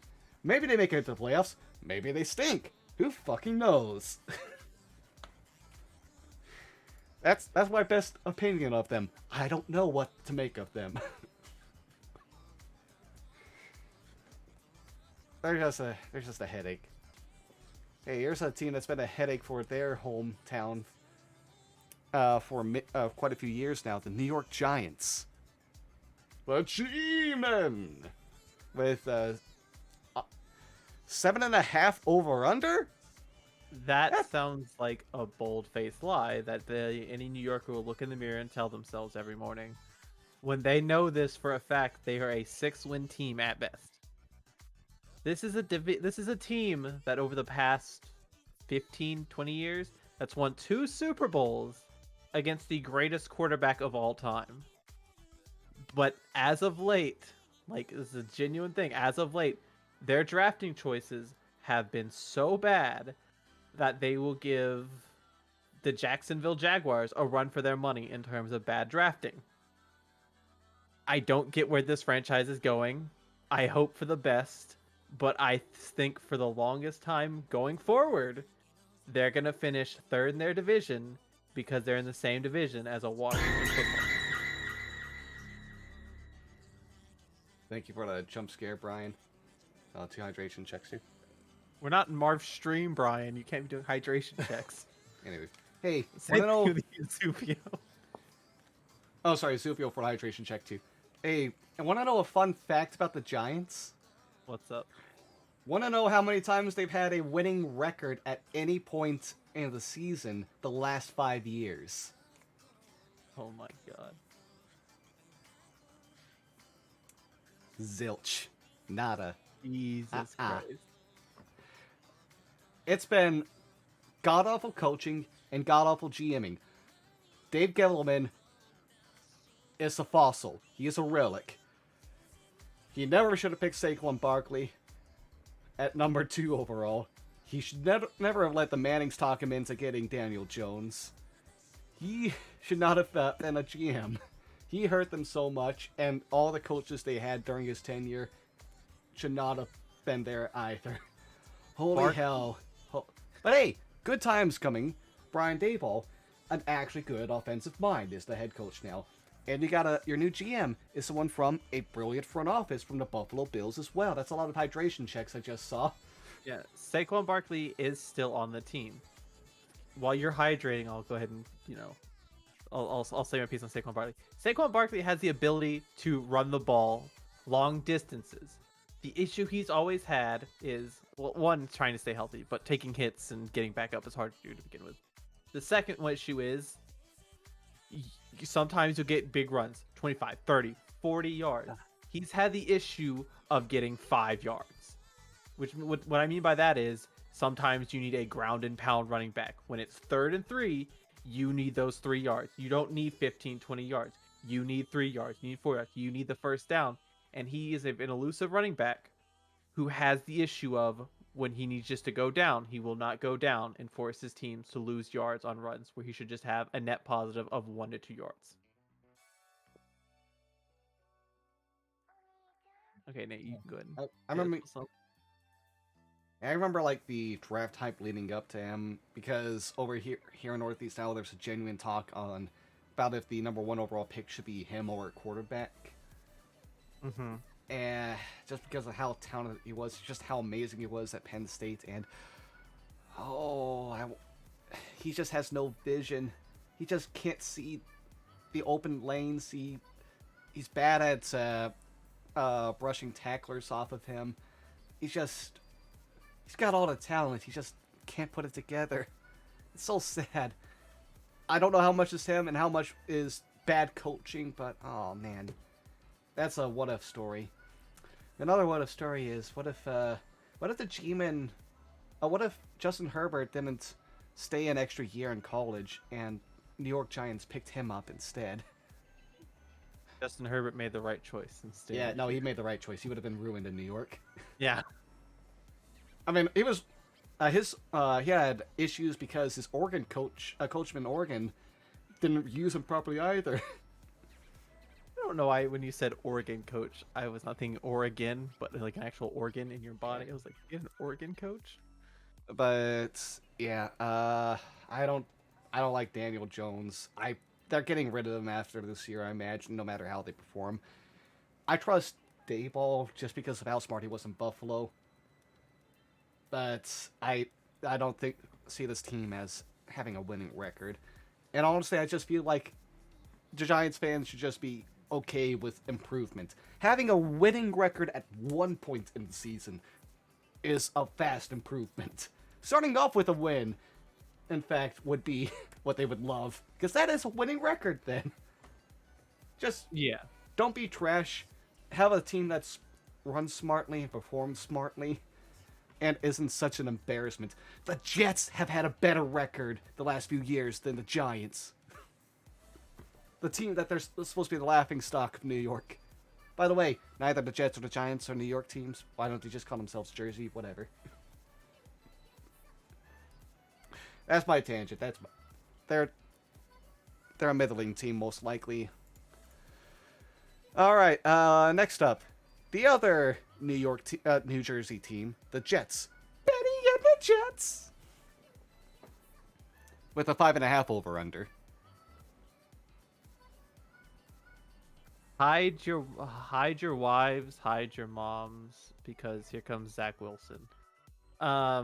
Zach Wilson has the ability to be a good quarterback, but the Jets have a slight edge on the Giants of being a better New York team. But the New York system of football has been so bad that they had to outsource it to Buffalo to become a good football team in New York. I believe there's an upside to this team, but the last time I thought there was an upside to this team, they made it to the AFC Championship twice, and then their quarterback, who could have been known for greatness, is known for a butt fumble. I see them maybe winning 6 teams. I could see them winning 6 games, but that's about it. I mean, technically, yeah, but they call themselves New York, even though they are technically in Jersey. I'm not high on the Jets, honestly. Listen, I want to trust in their coaching staff. I feel like they. Listen, I like the draft. I also like the Giants draft too, by the way. The Jets got Sauce Gardner to be their new number 1 cornerback. Probably going to be good at that. Garrett Wilson as probably their new wide receiver 1. Probably he's going to be. He should be good at that. They did lose Mekhi Becton, but he was already on the outs. It sounds like. Yeah, boy. They get Carl Lawson back, so their offensive line might be better. Their defense might be better. Just who knows how much. And for Zach Wilson, I'm out on him on one season. I thought he was trash and didn't show any signs of improvement at all. I believe no quarterback held onto the football as long as he did. Took as many sacks from holding as much as he had. He underperformed in every category by a wide margin compared to the other rookies. Maybe it's just because he went from a Pac-12 team and still needs to get adjusted to NFL, like how real teams are like. Just maybe the Shanahan system they're trying to run fully takes off with a hopefully improved offensive line, with a defense that can better support things, and with Garrett Wilson to be their major improvement to wide receiver. Yeah. They're still on the bottom of the AFC East. Not going to be easy for them either with the 25th easiest or 8th most difficult schedule in the league. They have the 26th best team in the league right now, and they're. I haven't talked about this in a bit. They have the tied for third worst net rest edge rankings, either with -8s. They're going to be more tired than the other team a lot more often. For sure, 100%. Listen, their hope is they make that over. Their hope is that they're not an embarrassment and don't have to pick in the top 5. But if they do pick in the top 5, you either get a QB or you go out and get Jason Smith, JSN from Ohio State or whatever is available to you, and continue on kicking the can down the road. That's the Jets. All right. Here's how about we go ahead and talk about the Philadelphia Eagles now? Over under of 9.5. Hey, this is Marv's team, right? This is shout out to Marfman 101, currently playing Minecraft, I believe. This is a team I like a lot. Yeah, same. Jalen Hurts is a good quarterback. He was, I think, the top fantasy producer last year because he has the ability to move in and outside the pocket, run the ball, and throw the ball. I would call him, and this is not an insulting comparison. I will call him Lamar Light because if you give him a few more years under center, he could be a top 5 or 6 quarterback. They did just go out and get AJ Brown for, I would say, pennies to the dollar. Yeah. It's a very, very bad trade by the Titans. I'll say that. Their defense last year was good. They ran into the juggernaut that was Tampa Bay in the playoffs, but still managed to be a playoff team last year. Very high upside for this team. But what was their over under? 10 wins? 9.5. I will put them at 10-7, and I will say if lightning in a bottle hits for them, they will have a deep playoff run. I'm also. Also, I think they win their division because I don't think the Cowboys do anything this year. Yeah, I also feel like they should win their division as well. Listen, now Jalen Hurts might turn out to just be a team that you win with more than a quarterback that you win with more than a quarterback that makes your team win. I don't know how he really is as a passer on his own, but yeah, he's able to open up a lot of the offense just because of his ability to go between passing and running. Now, as you said, it's Lamar Light. He's not able to do it quite at the same level, but he's able to do it well enough. Miles Sanders? Ooh, Miles Sanders is a good passing and running back in his own right. I think if he can run the ball consistently for 17 games, I'd put him top 10. But as of right now, that backfield is always going to be a mixed bag of who to put under center, or not who to put under center, but who to put in the backfield with Jalen, depending on the play type. Yeah. I kind of like have the same thoughts, but yeah, he knows about his health as well. But the Eagles have the 9th best team. Looking at things right now, they also have the 2nd easiest schedule in the league. The Giants, by the way, had the number 1 easiest schedule. I don't remember if I mentioned that. But yeah, the Eagles they're gonna have an easy schedule. NFC East gonna help them out. I believe. Do they face against the AFC South as well, which I imagine also helps, but also help. But yeah, man, they have such a great roster to them. Their front office is well known to be one of the most analytically minded ones out there, and damn, I can't believe what they were able to get. Like that AJ Brown trade. How did you make that happen? What the hell? Having him there is just gonna improve the team as a whole. They're already really good on both lines. Our offensive line and our defensive lines are both very talented and very deep. And all they did was just keep on adding great pieces on top. And yeah, I agree with you. Like, they're a playoff team, probably a divisional winner, and they have a shot to go deep in the playoffs just because of how good the team is as a whole. The only thing really holding them back is the question on what exactly is Jalen Hurts' ceiling. Exactly. That's going to be a fun team. it's not gonna be fun for the city when it gets destroyed after every game. Anywho, back.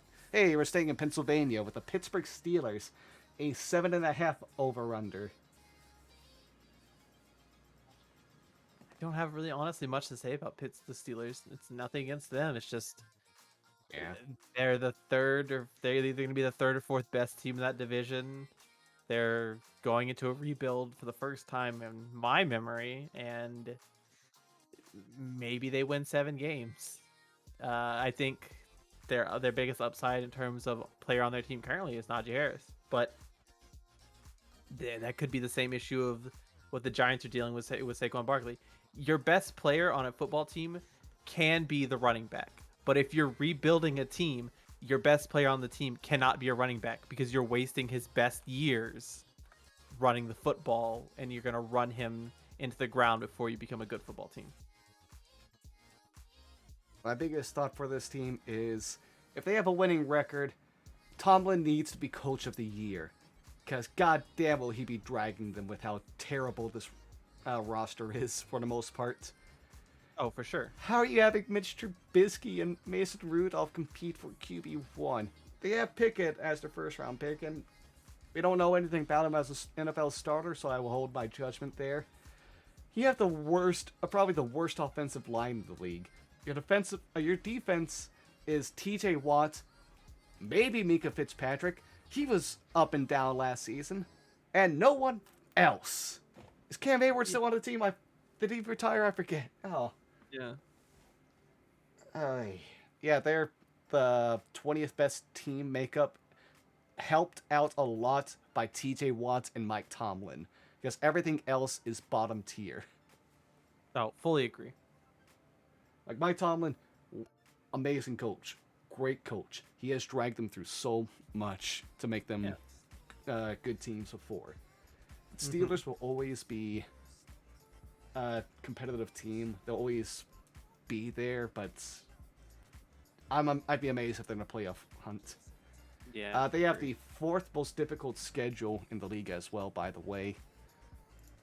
And they are on the bad end when it comes to rest edge. And this is going to be a long season. The most a fan for that team should hope for is being dignified and continuing to see the Steelers just hit on wide receivers as Pickens likely becomes a Pro Bowler. No matter who's throwing to him, because the Steelers are just like that. It's unfair.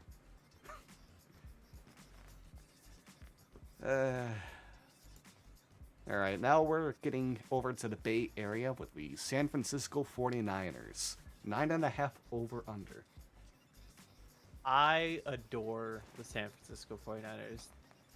The San Francisco 49ers are like the team that's always been like a very good football team.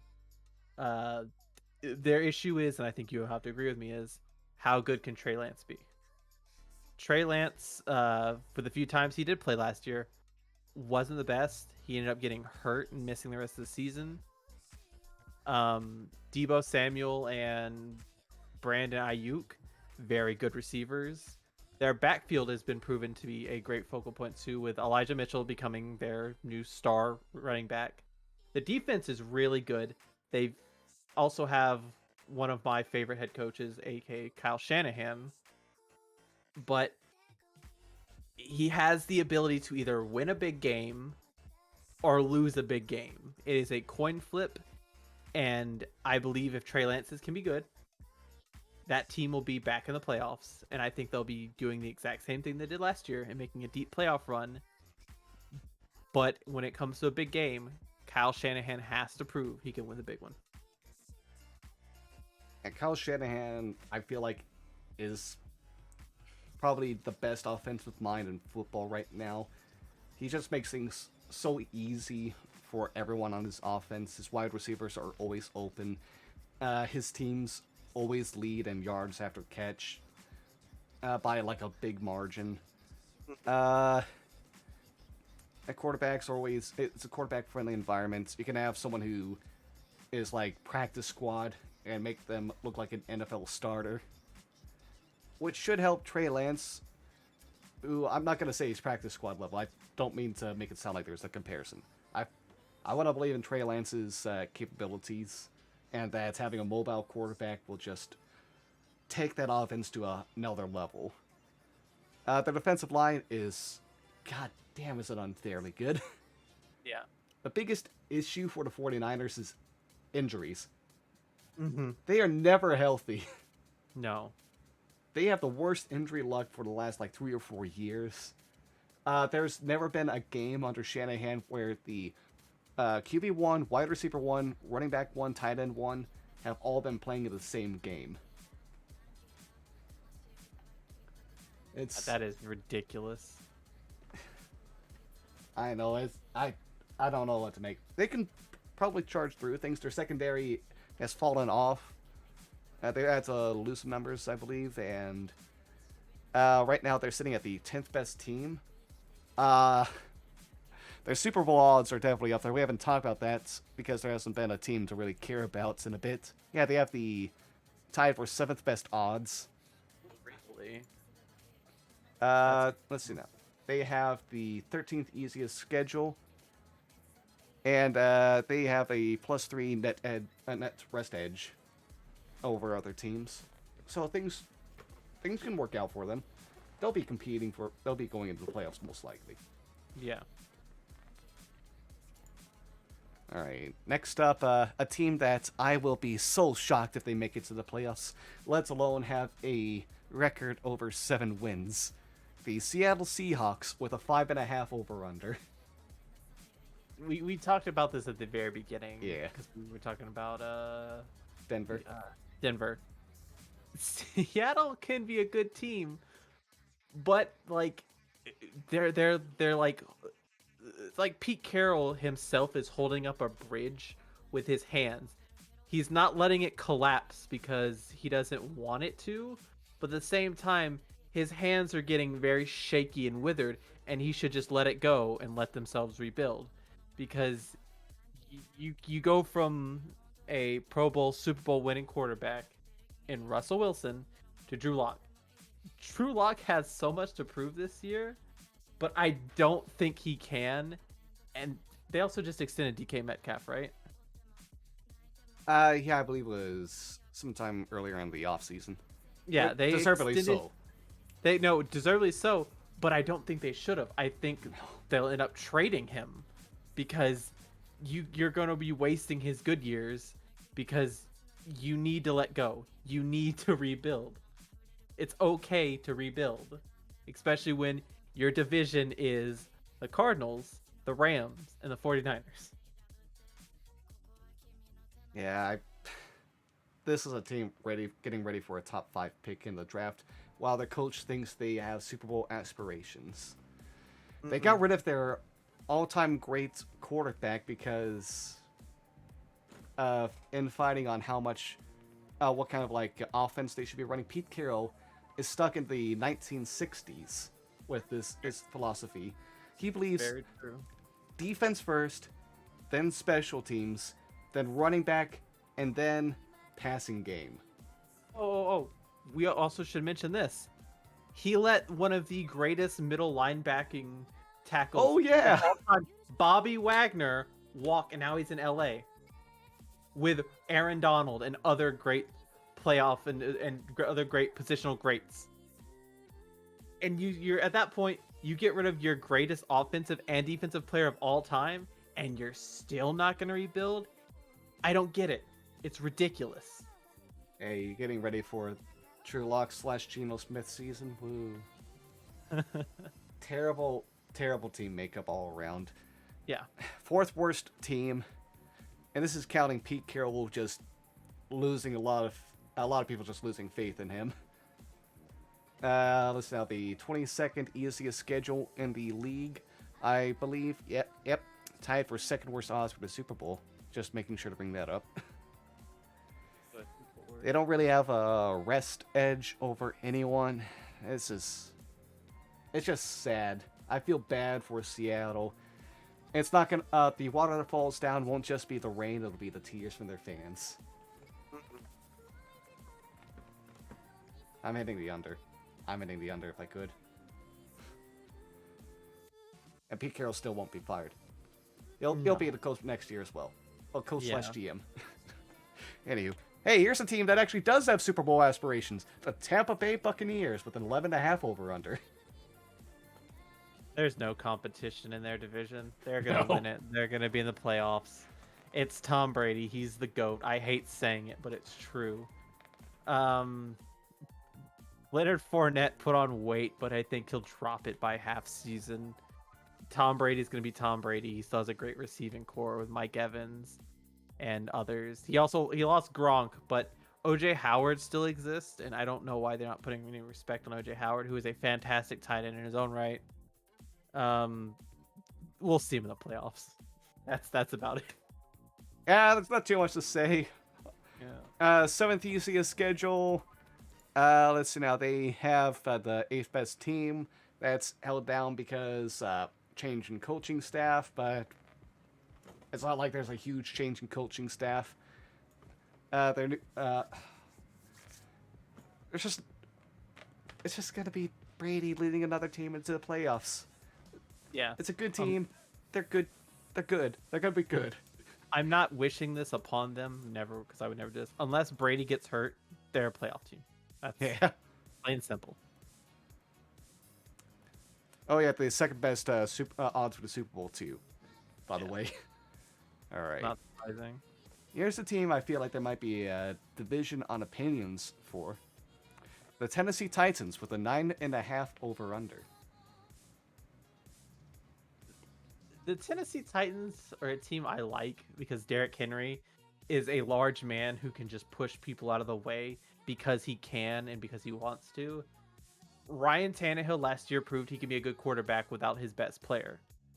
But they just got rid of A.J. Brown. They drafted, I believe, a high caliber receiver in the draft. But it's like, you probably could have kept A.J. Brown and gave him support, and then you could have been a great team. I think that they're going to decline a little bit. I like Mike Vrabel. I like what he does. But I think they're on the decline. I don't see them in the playoffs. Now, I do see them as a playoff contender myself. Purely because Vrabel is a damn good coach.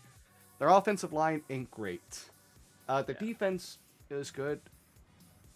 I don't know how much steam Derrick Henry has in him, especially coming off of a pretty bad injury. But maybe it's enough. They have a system that's still okay, able to help win things. They're just they're a team that's also like had all those factors out there that statistics is like, yeah, they're gonna regress, and the next year they don't regress, they just stay the same.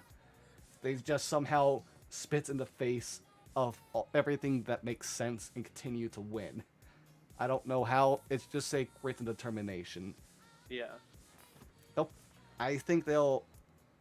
I think this is a team that at worst is 8 and 9. Go back to the Titans days, but I wouldn't want to play this team. No. They'll somehow. They're a team that can be very dangerous because they still beat plenty of good teams throughout their time the last few years, and never seem to really get too much worse. But going to this season, they will be having the 21st easiest schedule, so one slightly on the difficult side of things. They have middle line, like 17th best team makeup, held down by their offensive and defensive lines. But they'll be a tough team. They're a tough team. I'm putting them with the Saints. I don't know what to make of them, is my thing. That's fair. Alright, and last but not least, we have a team that's gone through some name changes recently, and I would have preferred if they stayed with football team because there's something about that just sounded more fun. The Washington Commanders. I like the Washington football team. I think they should have stuck with that in all honesty. The Washington Commanders, they made some moves in the offseason. For one, they extended. Wait, they did extend Tarek McLaurin, right? Yeah. Okay, so they extended their best receiver. Their backfield's okay. Antonio Gibson's good, I think it's always about staying healthy for running backs in this day and age. Like, it's 17 games is a lot of games Yeah. for a running back. They went out and you know how like you're supposed to like climb ladders to reach higher successes? They turned the ladder sideways and then like kept moving like to the right because they didn't get better at quarterback. I'm not saying they got worse at quarterback because they went out and got Carson Wentz, who is technically, air quotes here, technically a Super Bowl quarterback. Not because he won a Super Bowl, but he was on a team that won a Super Bowl. I see them, I'll say it like this. They've gone through more name changes than I see them getting wins this year. Wow. Yeah, but man, 7.5 over under feels high for me. Yeah, it's too high. Because the defense is supposed to be good, but it didn't show it. Yeah, it hasn't shown it. Chase Young is supposed to be incredible, but he hasn't shown it. I know, it's just a weird team to try to fully evaluate. Terry McLaurin is an amazing wide receiver who is horribly underutilized. Mm-hmm. They don't throw to him nearly enough, and he has the best hands for their team for sure, and one of the best hands in the whole league. He has caught more uncatchable balls than any other wide receiver since he was drafted, and he has the most inaccurate quarterback as his starting quarterback now. Incredible. And Carson Wentz really fell off though. Man, his second year, people were talking about him possibly being an MVP, and now look at, oh boy, he's on the outs. Yep. Life comes at you fast. And it really does. And I don't know what to make of Ron Rivera anymore. I want to root for him, but yeah, he has not been the best coach for them either. No. And also, Dan... what was it? Oh, Dan Snyder needs to Dan no longer be Snyder- the owner. Yeah, Dan Snyder should not allowed to be owning anything. No. And he should probably go to prison. Yeah, well, what do you think he's hiding overseas for right now? Is to keep himself from being able to go to court. Yep. Hey, that's legal stuff. That has nothing. That probably does have something to do with the team, namely that they need a new owner, in a different way than the Jags need a new owner, and a different way that the Cowboys probably need a new owner. Mm-hmm.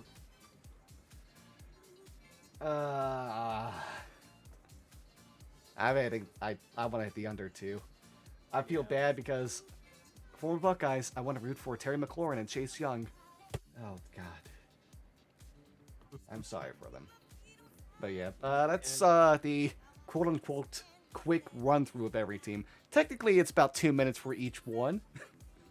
Yeah, technically, yeah.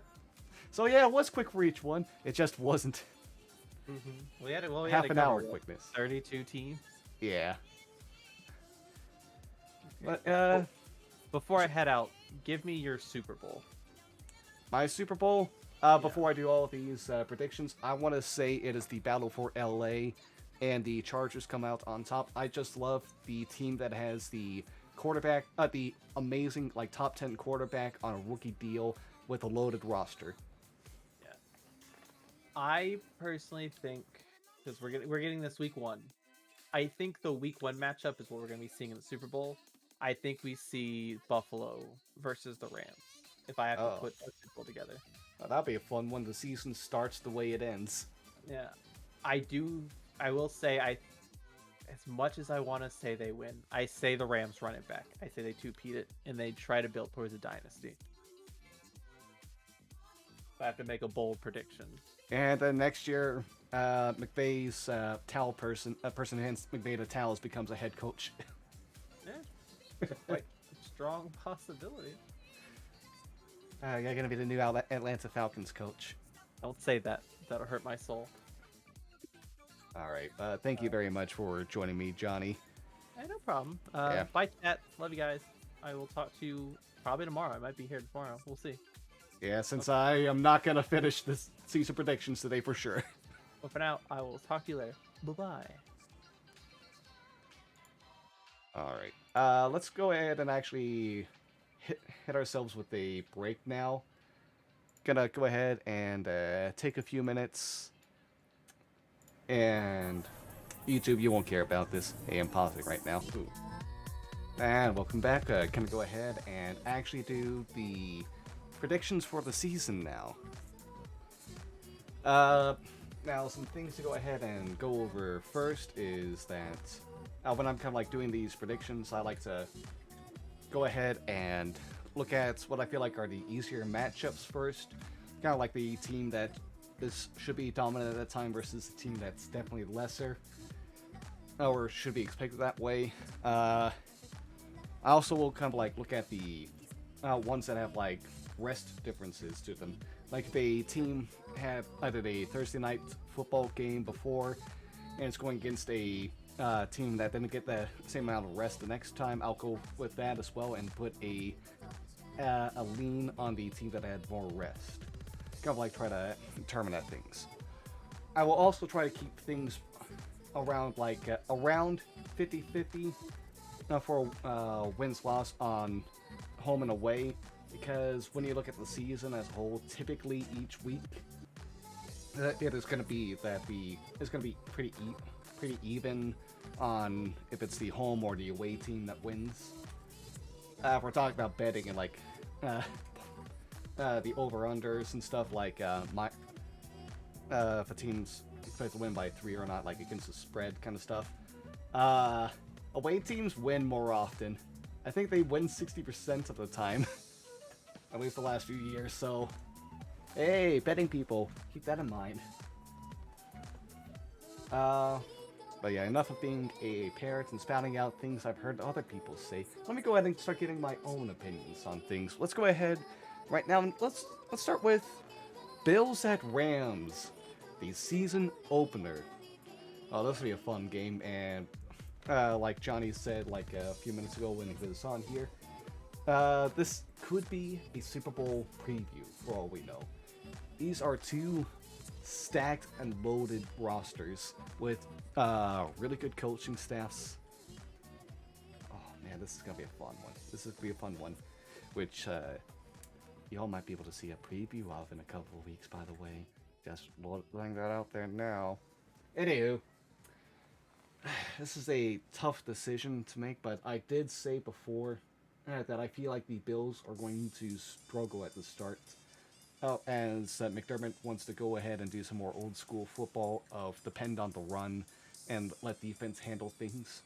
Kind of like forgetting about the talents of his quarterback, which he's hinted at wanting to do some other seasons. So I'll give the edge to our Super Bowl champs. It's a season opener too, by the way. So it'll be a weird game. Do not expect it to be a high scoring affair necessarily. For all we know, it can end 10-7, or it can be 50-40. Who knows? But yeah, next up, we're gonna go ahead and look at the early slate of games for that Sunday. Let's start with the Saints at Falcons. We're gonna do NFC South matchup over here.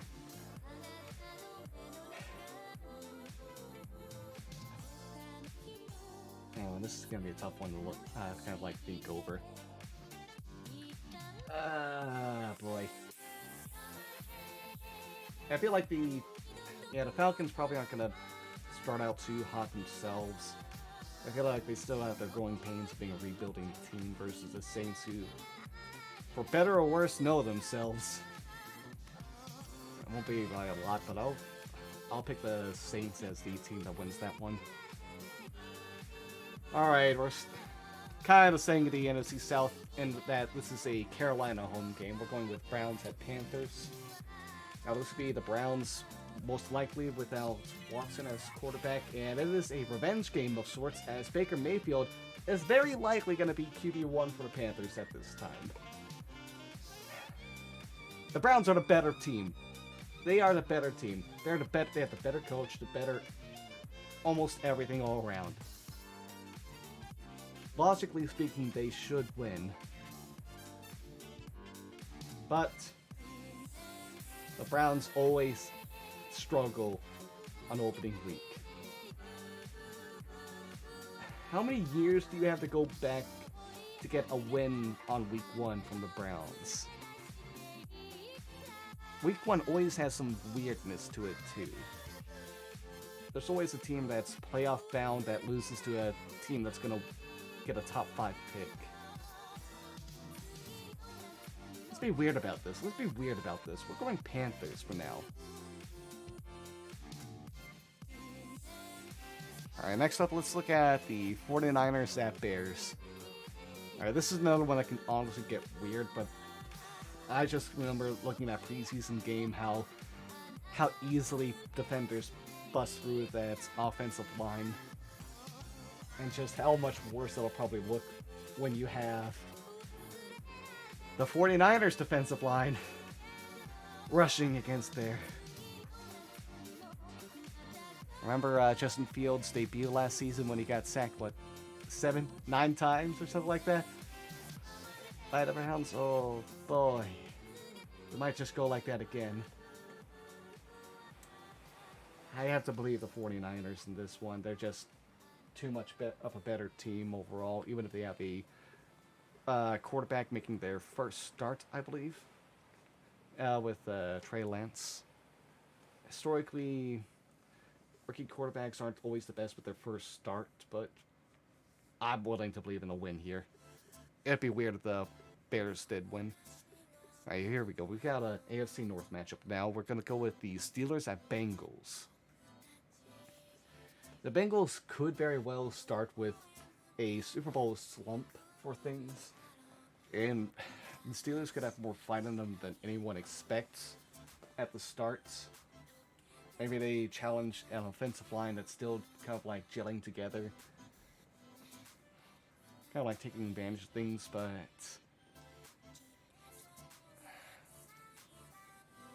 and this is going to be... Our home field advantage isn't really too much of a thing, actually, for most teams. And man, this is a tough one to think about off the bat, but I'll go ahead and give it to the Super Bowl runner-ups for now. This is another one where I might change my mind after looking at everyone else's wins this week. Okay, now here we go with the Eagles at Lions. Zufio, I am sorry. I can't have the Lions win against this team. Not at the beginning of the year. I think this is an Eagles win off the bat. It's nothing against the Lions. I like them. I like them a lot. I just think the Eagles are better. And like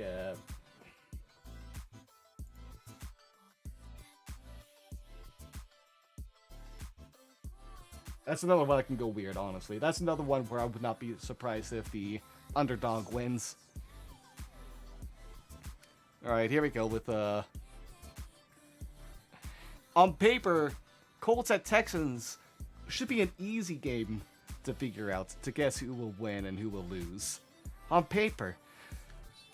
Until you remember that the Colts, under Frank Reich, have never won Game 1. The Frank Reich and the Colts have always struggled at the beginning of the season. And that, honestly, Frank Reich, because there's always a matter of getting a new QB in, because it's never been the same starting QB each year he's been there. It takes a while to gel, it takes a while to get together. I feel like this is one the Texans win as a surprise. And that'll kind of like cause a lot of the week 1 confusion, because people overblow everything news-wise in the AFC end of week 1. When week 1 never really matters in the long run. It's always weird. Never look too far into it. You get lost in the madness. Okay, we're going with an AFC East matchup with this next one. We're going to go ahead and look at Patriots at Dolphins.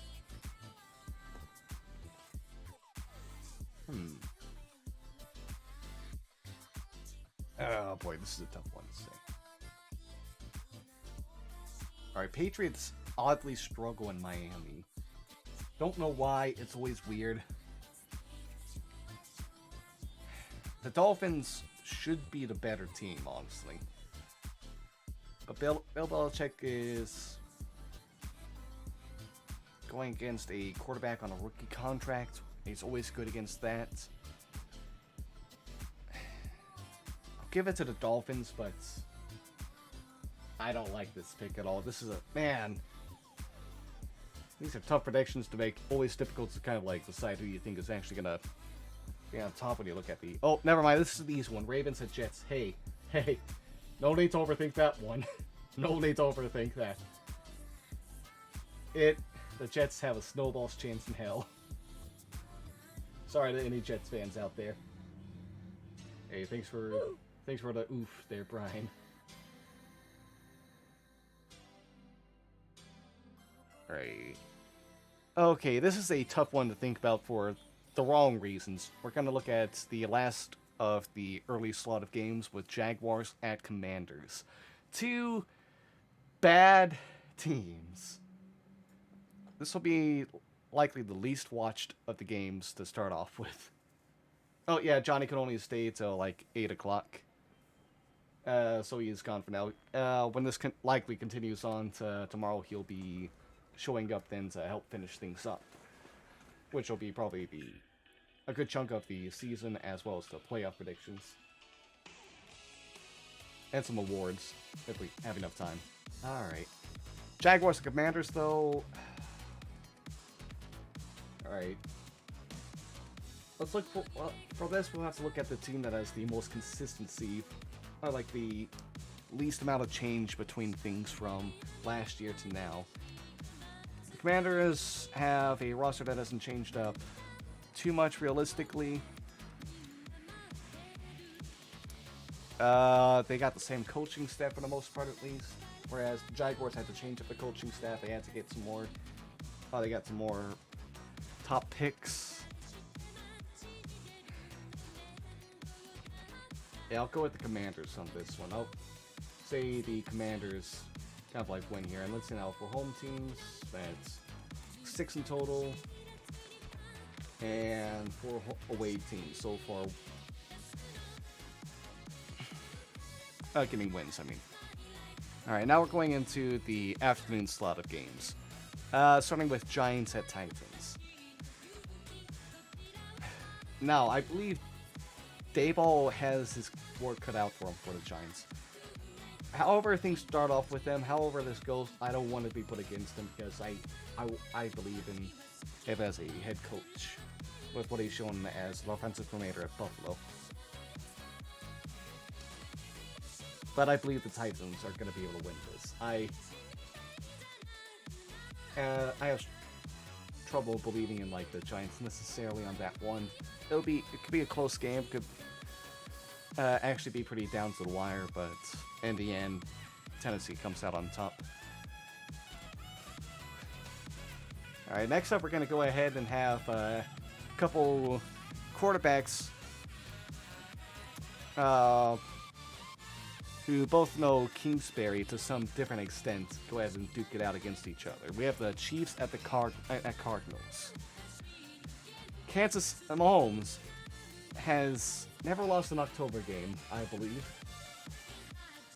The Chiefs do have a lot of new stuff to them to try to figure out, but on the other side, the Cardinals are losing DeAndre Hopkins, and they have not been able to perform well with him out of the lineup.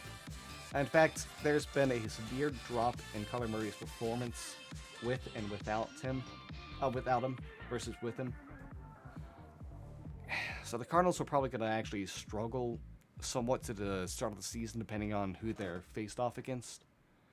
And against a Chiefs team that's still trying to compete for a Super Bowl and has an all-star quarterback. Yeah, I'm picking Kansas City. Kind of like going in town and just destroying Arizona. Alright, next up we have another game that involves AFC West teams. In fact, 2 of them was Raiders at Chargers. This is one where I'm just going with the better quarterback and the better roster. So I don't think it'll be a blowout. This is a divisional matchup. I think this will be weird, but I'm okay with saying that the Chargers are likely to win this game. It'll probably be within like a couple points, maybe 3.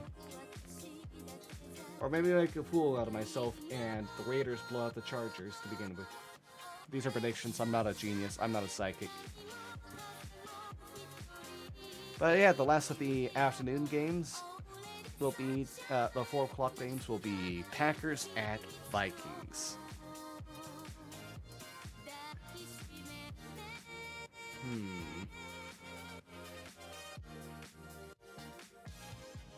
Really know what to make out of this one either, honestly.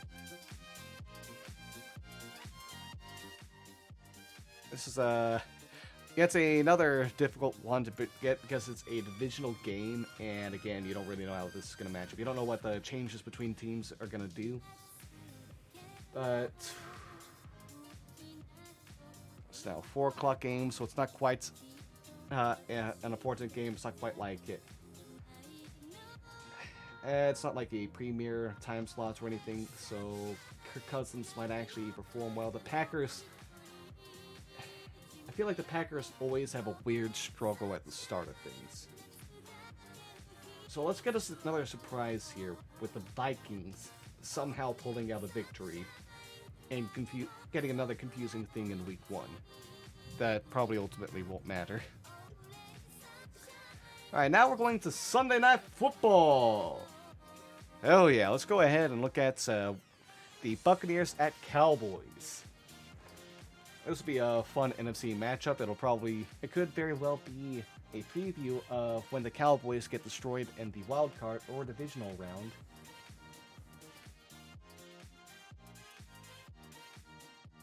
And it'll continue to be a preview as the Buccaneers... Oh, it's Sunday night. Nighttime. Has Brady been bad at night? Nah, he hasn't been bad. He's just been over the place. But yeah, I'm okay with saying the Buccaneers are able to win this one. 8, 9. Okay, with 9 home teams winning so far, we're staying around the 50-50 line. So I feel good about this. No matter who wins this Monday night game. Able to stick with the trends I'm trying to keep in mind here. And hey, it's another revenge game. We have the Russell Wilson-led Broncos against the formerly Russell Wilson-led Seahawks. This will be a spicy game, if anything other, for no reason other than that headline there, that news story. Okay, the Broncos have a lot to work on. It's a new coaching staff, a new offense, a new defensive scheme, most likely as well. A new quarterback. There's a lot of new changes that need to happen for this. And the Seahawks do understand how to play against Russell Wilson. This is going to be more of a matter of who's the better roster, though. The Seahawks might be able to keep this close. I don't think it's going to be another blowout. I feel like Denver is going to be at a point where they're still learning themselves. But ultimately, Broncos come away with the win. Alright, that's week 1 now. Alright, before we kind of like necessarily look at the other matchups, let's go ahead and check out the ones who might have a rest advantage here now. Alright, there's Bills and Rams who get the extra time here automatically. So, who are the Bills going to be going against?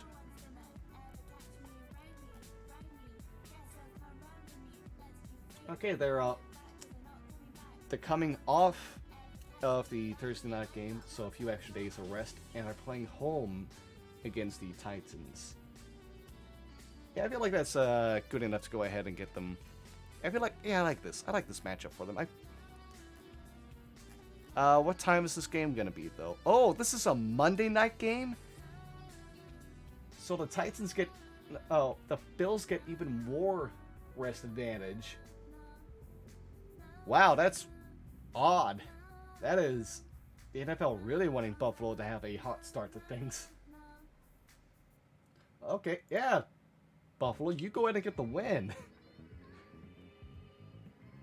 Alright, next up would be for the rest of the band would be the Rams, who are going against Atlanta. I don't need to do too much. That's a win for LA. That's a win for LA. Plenty of rest advantage. They're great at that. Oh. Wait. Dude, wait. Let me get this back to how it was. Okay, here we go. Hold on. Did I have the Titans win? Did I have the? Yeah, I did. I just remembered looking at something. A note I made sure to put down was that the Titans, under Mike Vrabel are 8-0, and his team has 7 or more days of rest. So they're very likely to win the season opener as well as win coming off of a bye.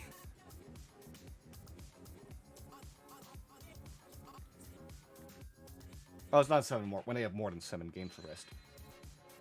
Okay, so yeah, that's good for the Titans to begin with, but they lose immediately to a Super Bowl contender in the next week. Alright, for teams that don't have the rest advantage, there's the Broncos and Seahawks, who are going to come in with not as much of an issue. It's only 1 day, but that can still hurt them quite a bit. Alright, Broncos, let's look at you. Where are you? Broncos don't need to worry, they're going against the Texans.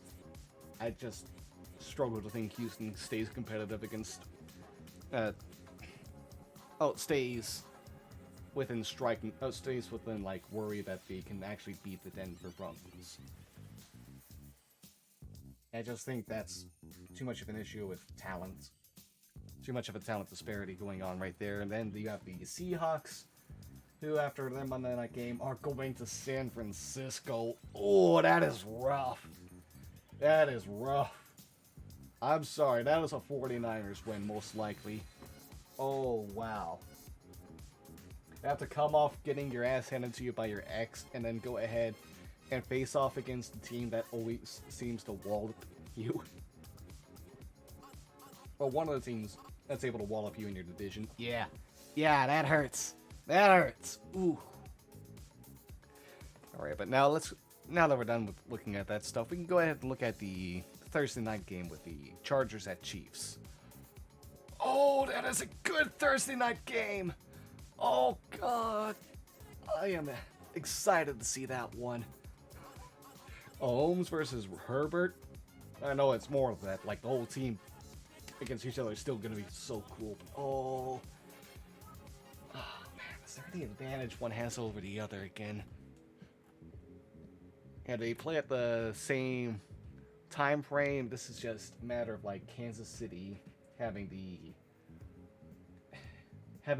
an edge of sorts over the Chargers just by playing at Arrowhead Stadium. And Kansas City actually being one of the few teams that really does have a home advantage to them. And the Chargers will be a team that, because of the new pieces they have, will still be kind of like figuring themselves out. But at the same time, the Chiefs will still be working on how they have to handle a new offense, because without Tyreek Hill there, they had to completely change their offensive scheme, try to do more basic stuff, and try to get more out of their running backs.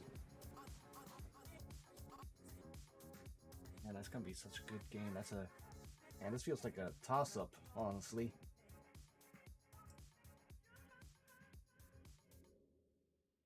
I'm biased to giving it to the Chargers because they're the team I am betting. I'm not betting. I'm expecting to win the Super Bowl, or hopeful wins. But October game, I'm going Mahomes on this one. Dang, Kansas City has a rough start, but they still go 2-0. Right now we're at the noon games. Okay, Dolphins at Ravens. That'll be an oddly fun game. Alright, the Ravens did have to lose. Oh, they didn't have to lose. No, they're getting a lot of their defensive players back. Or from injury, they're getting a lot of people back from injury.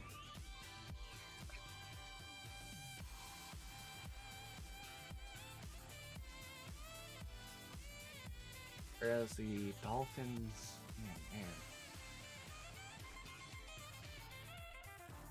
Yeah, this is gonna be another good game here, honestly, most likely.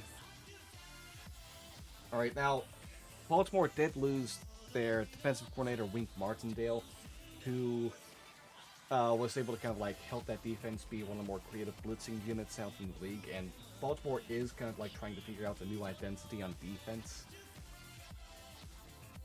So I feel like that's still going to be a weird thing for them.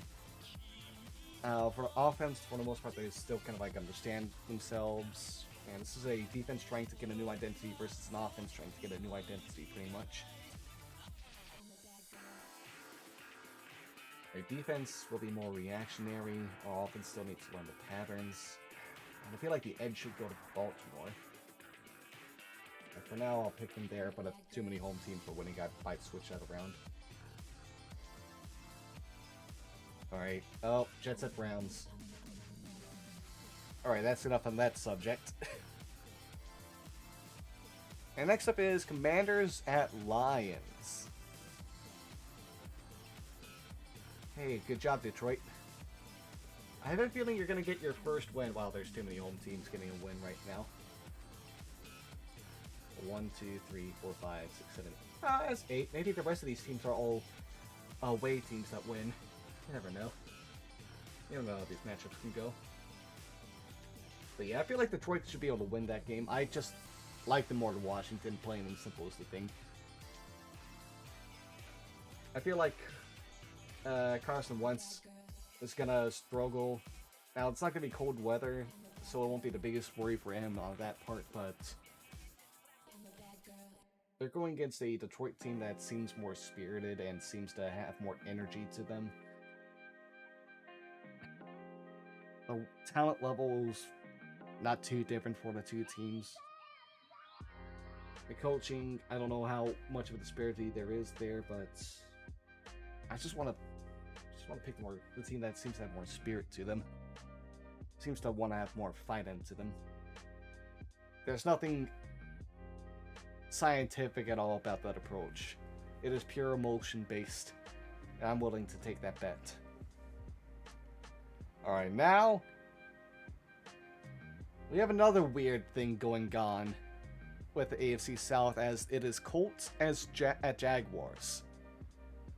Again, Frank Reich struggles at the beginning of the season. And another thing, Indianapolis struggles at Jacksonville, just like they struggle at Tennessee. It's so weird. I don't know why this is a thing. It makes no sense. There is nothing logical about it other than it happens. I don't know how to look at this any other way, but oh boy, yeah. Yeah, this is another home team that's getting their win. That's all I can say. Wow. Damn. 3, 4, 5, 6, 7, 8, 9 home teams. All so far, every pick has been the home team. That's not good. It's not good. Alright. Oh, we might get... Yeah, here we go. Buccaneers at Saints. Oh, Tom Brady struggles at fucking New Orleans for some reason. Why does Tampa Bay, led by Brady, struggle against the Saints? I don't know. Oh god. You know, Sean Payton's not there anymore. I don't know what to make of anything going on there. I don't feel good about this. I'm gonna be let down by this pick, but I'm picking the Buccaneers. I'm picking Tampa Bay on this one. There's no. It's gonna go the other way. It's gonna go the other way. Oh god. I just know. Alright. Okay, here's two teams. Yeah, Brian, these are tough picks. That's why it looks like I'm going through it, okay? It's like oh god.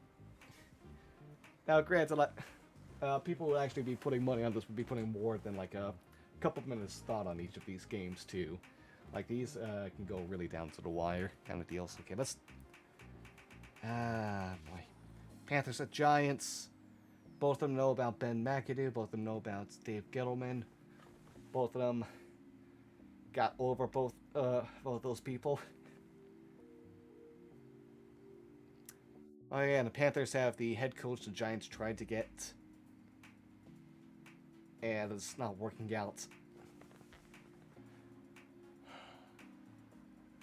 Alright, I feel like Dayball is still putting in a system, and at this point, Daniel Jones is still being a letdown for the team.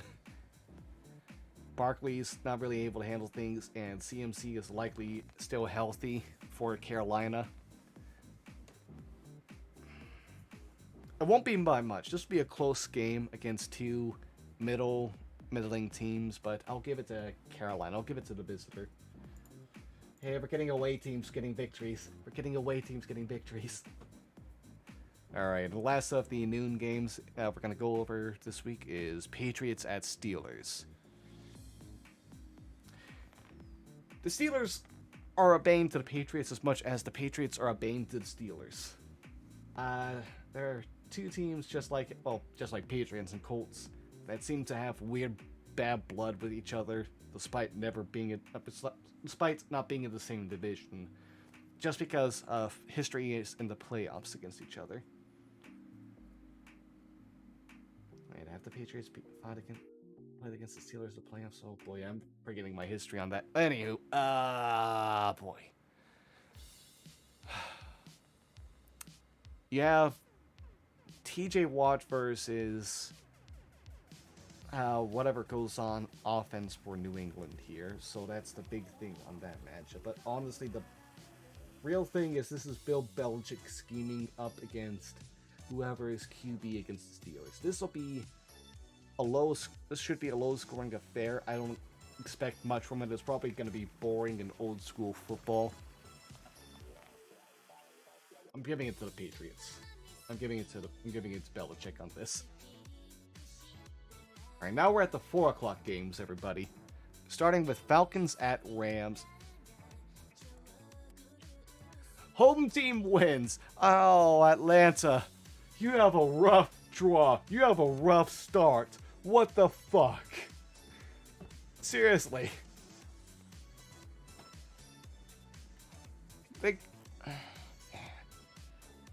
I'm sorry, Atlanta. I just don't think you're going to beat a Super Bowl contender. I feel like this is a Rams victory. Where are you? Where? Hello?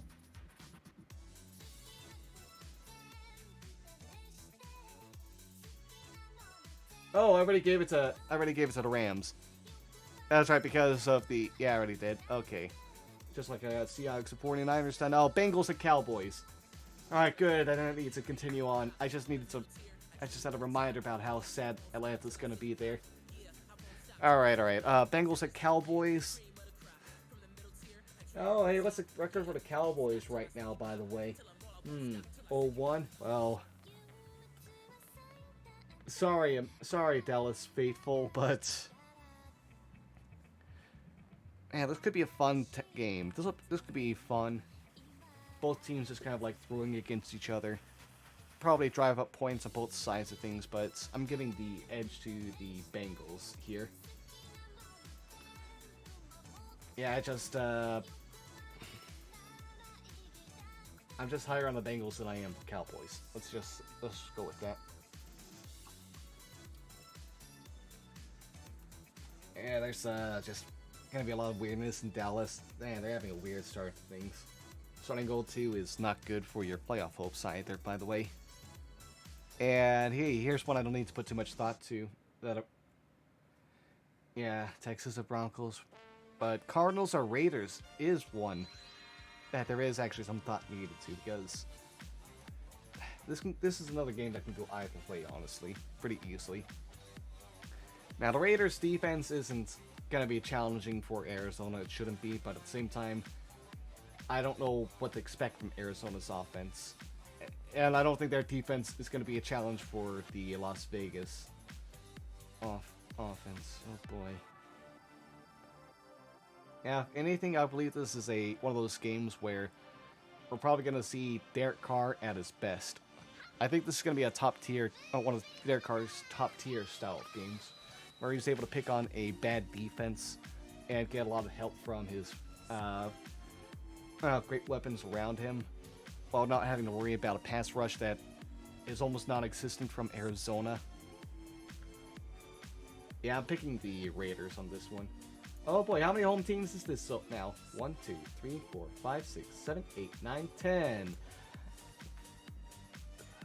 I'm gonna have to pick some away teams to steal those victories away based off of the thing I said at the top of the stream.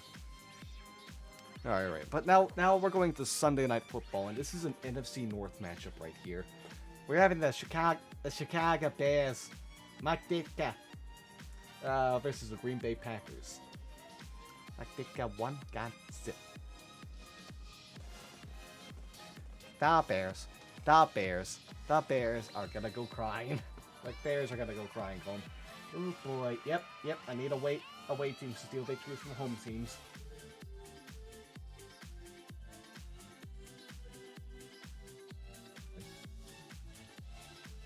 That's the one I talked about earlier.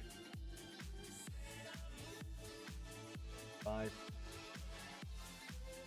Alright, we already went over Titans at Bills. Now the Bills definitely have, should win this one. So the only other Monday night game we have left, the only other one that's not scheduled here, is Vikings at Eagles. There's not much of a rest advantage for either team. And there's not really any at all. Oh boy, this is a tough game. I believe the Eagles are the better roster. I don't know if they necessarily have a better coach because I don't know what to make of the Vikings coaching situation.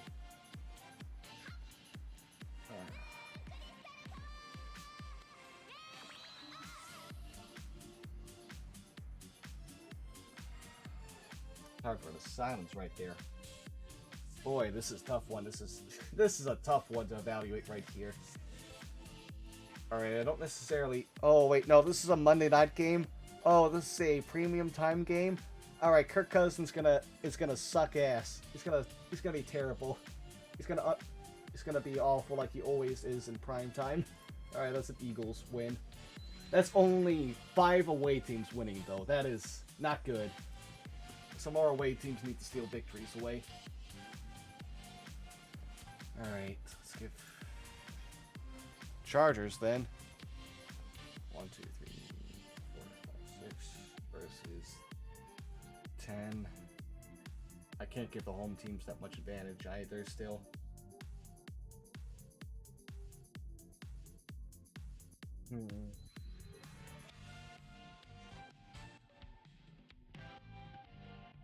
Oh no, I can't have the Bills start off 0-2.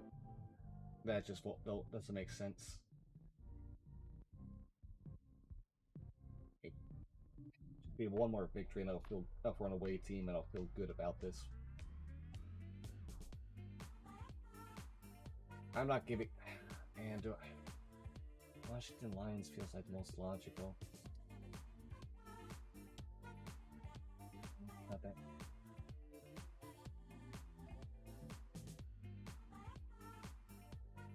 Giving it to Indianapolis. Okay, there's our final away team getting a victory. Just because I don't believe in the Jaguars enough to beat the Indianapolis Colts, even while the Colts are going through their transition of sorts. Alright, we got that handled. Alright, week 3 now. And let's look at the Chargers and Chiefs to determine their games to see how things are like for them. Let's see now, when it comes to... Okay, they're not having the weird thing of the Bills going from a Thursday game to a Monday game. Instead, the Chargers are going to go ahead and have a rest advantage. Oh boy. Congrats on starting 3-0 against, as you gotta go ahead and have a tough... Oh, but that's a tough primetime... Oh, a tough primetime game. Immediately going home. Yeah, no. If that was a... tough game against a divisional opponent, going and then having to head to Jacksonville, I would give Jacksonville the victory because they would be more likely to win based off of, I believe, just because the Chargers would be wiped out at that point. But the Chargers get some rest before having to go to Jacksonville to get to feel more refreshed, so they don't have to worry about all the effort they had to put against the Kansas City Chiefs, kind of like draining them from the next game. NFL is the sport of all time. You are right about that, Brian. Alright, but speaking of the Kansas City Chiefs, their next game will be being the visitor to the Indianapolis Colts. All right, we just gave Mahomes his first loss in an October game, and now we have Frank Reich hosting him after this primetime loss.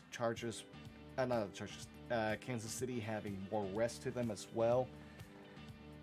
The Colts not really getting like a lot of benefits themselves, other than being a host of things. Give this to Kansas City then for the victory. Alright, now teams that with rest disadvantage to things, there's Titans, Bills, Vikings, and Eagles. Who are having the Monday night games. And yeah, none of them gonna have to worry about too much of a bad matchup the next time. They only have a 1 day loss of rest each.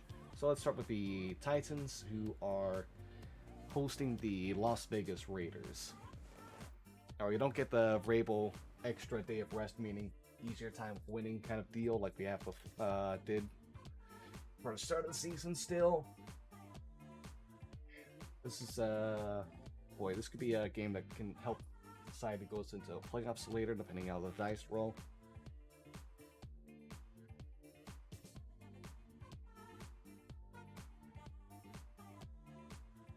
Ultimately, this is another one that's not really scientific in nature.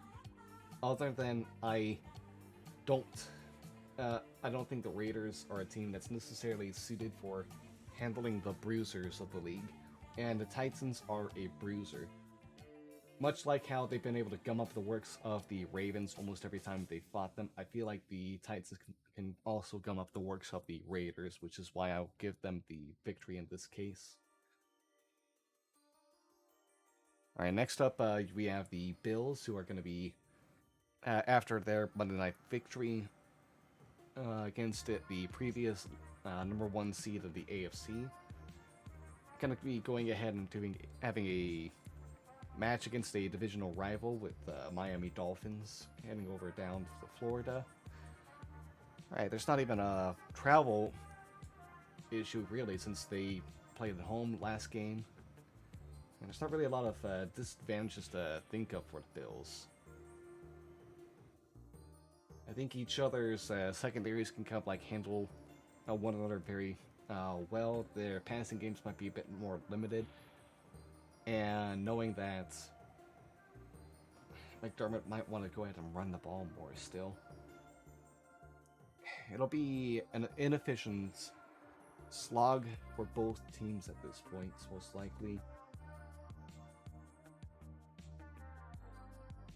I'll give it to the more advanced unit that's still not having to work through a new coaching staff, though. I'm going with the visitors here, with the Buffalo Bills getting the victory. I don't think it'll be their best showing, but I think they still get a win out in the end. Alright, now we have the Vikings, who had most likely just had an embarrassing primetime loss that is very much Kirk Cousins kind of like deal. And now they're going to be hosting a divisional opponent, the Detroit Lions, who are feeling good about themselves after they get a win against another middling team.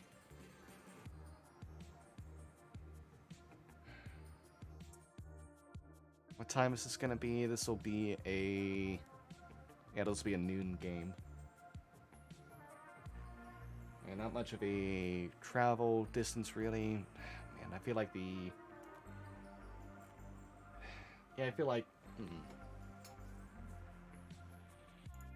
Vikings right themselves a little bit and get a victory at this point. Alright, and our final of the last week Monday night games to look after is the Philadelphia Eagles, who are going to Washington and kind of like handling things over there. I feel like the Eagles continue to go on a roll at this point. They are against a team that's feeling lackluster, most likely. That's not living up to some of the talent they have around them, and is still being let down as Carson Wentz goes against his former team, one of his former teams, the team that drafted him and once thought was going to be their future. And I believe it's still a cap hit on them. Alright, go Philly, go. Congrats, Philly, on starting 3-0 and being one of the top seeds in your division at this point. But yeah, after that, we're going into the Thursday night game now. There's no more necessarily like rest disadvantages going on, so Steelers at Browns is gonna be a weird ass game. Alright, Browns are still gonna be operating with either Jacoby Brissett or if they trade for him, Jimmy Garoppolo as quarterback. The Steelers always have the Browns number though. Just like, oh, the Steelers and Ravens seem to always have the Browns number. They just know how to win, but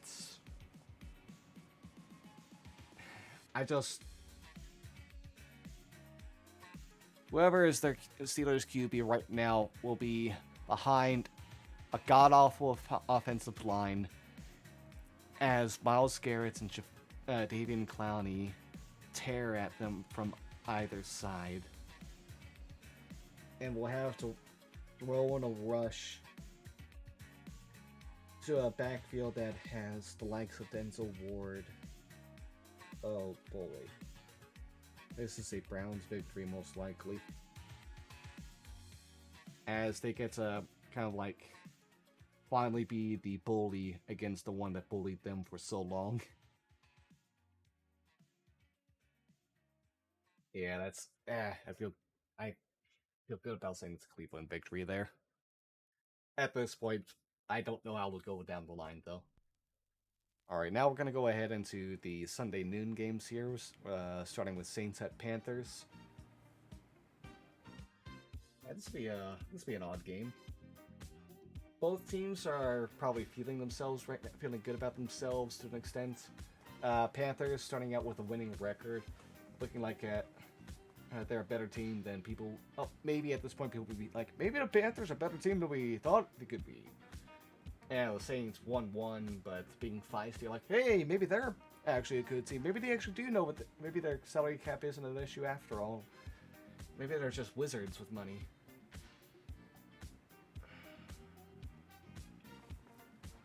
Ultimately, I do think New Orleans comes up with a victory there. Go right into Carolina and tie things up record-wise through the season so far at 2-1 each. It's just, I don't feel good about that being a high-scoring game. I feel like that could go 13-10. Yeah, I feel good about it. Okay, yeah, I'm sticking with that one right there. I'm sticking with that prediction right there. Alright, next up, we are going to be going with the Texans at Bears. This is two bad teams with bad rosters smacking each other around, trying to show who has more hope than the other. Because of how bad their teams are together and all this other stuff going on, I want to go with the team that has the better quarterback in the end. And I'm going with Chicago Bears. Again, I said this earlier in the stream. I don't believe in Davis Mills. I believe he'll at best be a backup quarterback, but I want to believe in Justin Fields because he showed that he can actually be a good quarterback. He's just got a bad team. God, the Chicago Bears have a bad roster. It just gets worse. Oh boy. Alright, but yeah, now we're going to go ahead and continue on, and so we ready to Chiefs at Colts, Bills at Dolphins, Lions at Vikings. Okay, Ravens at Patriots. This is a fun one. These are two other teams that, despite not being in the division, seem to hate each other.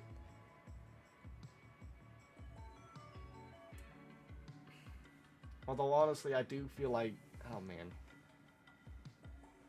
Yeah, this has got to be a weird one, most likely. I feel like Bill Belichick has a trick or two up his sleeve, but in the end, I just think this is another good game for Lamar Jackson to possibly be getting himself back into the talks of MVP conversation.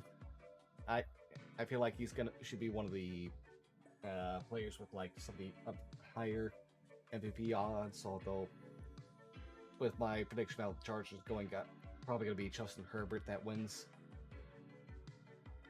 Oh no, Justin Herbert should be high up there too. Oh man, I don't know. I can discuss possible ideas about MVP and all that tomorrow. But yeah, moving on, we got the Bengals at Jets. Man, I just like the Bengals a lot better than the Jets at this point, but man, this is another one that can go weird.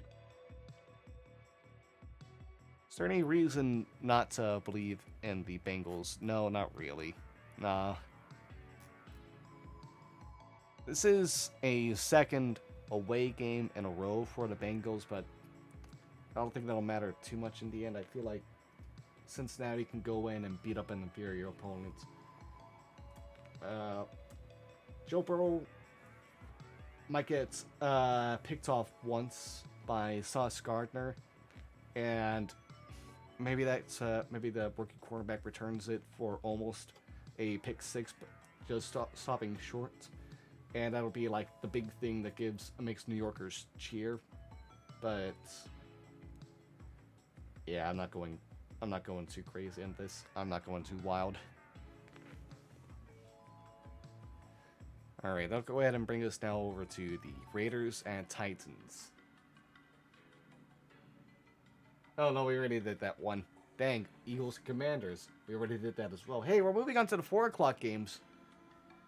With Rams at Cardinals. Alright, this is one where Arizona would be doing a lot better if they had DeAndre Hopkins. They'd be really wishing he was there, so that way LA actually has a chance on their offense, but LA continues to just put the hurt on the team, and Arizona drops to 0-3 and does not look like they're gonna have a good season. Ah, boy, yeah, that's gonna be rough. That's gonna be rough for the Cardinals. Aaron Donald is gonna hit Kyler Murray just gonna get like 5 hits on Kyler Murray and 1 sack on him. Kyler Murray will be picked off a couple of times as well. Matt Stafford will probably get picked off once himself, but yeah, they don't need to worry about too much. It's gonna be like I said, it's gonna be tough for Arizona to generate anything without Hopkins on the team. Alright, now we got Falcons and Seahawks. Alright, last week, yeah, with these predictions, we had like Falcons and Seahawks both having to lose against much better NFC West teams. A little embarrassing for both, but overall, it's both bad rosters, but one team knows its place better. Oh, one coaching staff knows its place better and knows what's going on better than the other.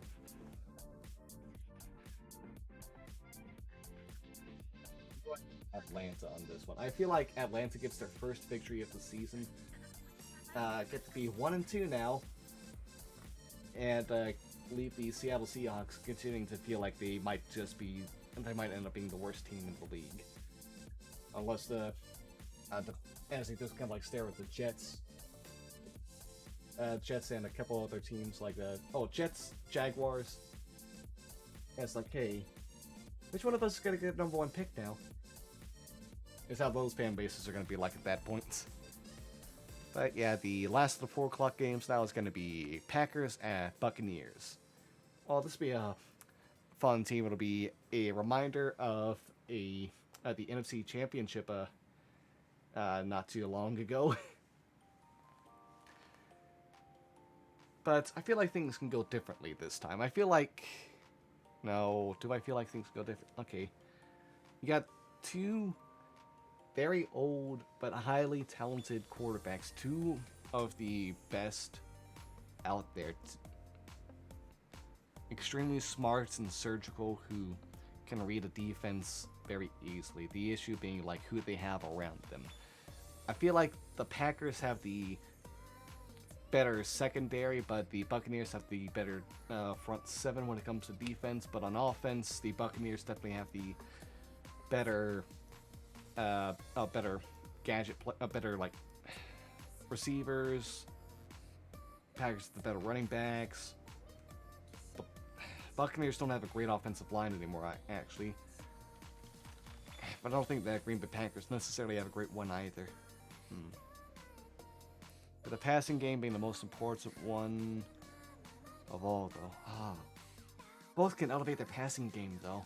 Man, this is an issue. This is a coin flip game.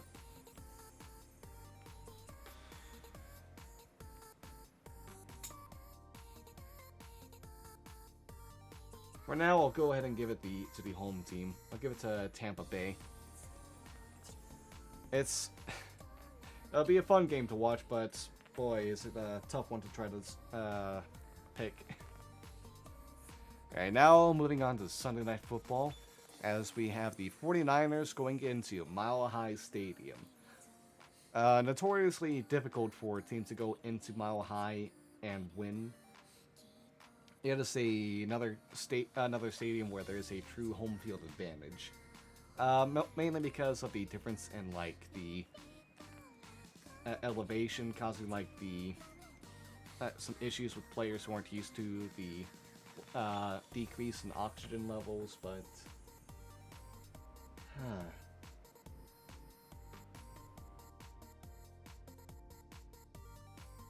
I feel like this is one where San Francisco can go in. Trey Lance gets his growing pain with the first loss for the San Francisco 49ers being in prime time. But there won't be any shame. It'll be a good game. It'll be a close one.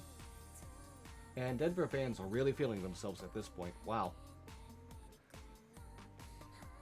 Yeah, beating some playoff contenders to go ahead and have a winning record throughout the first a lossless record for the first few weeks.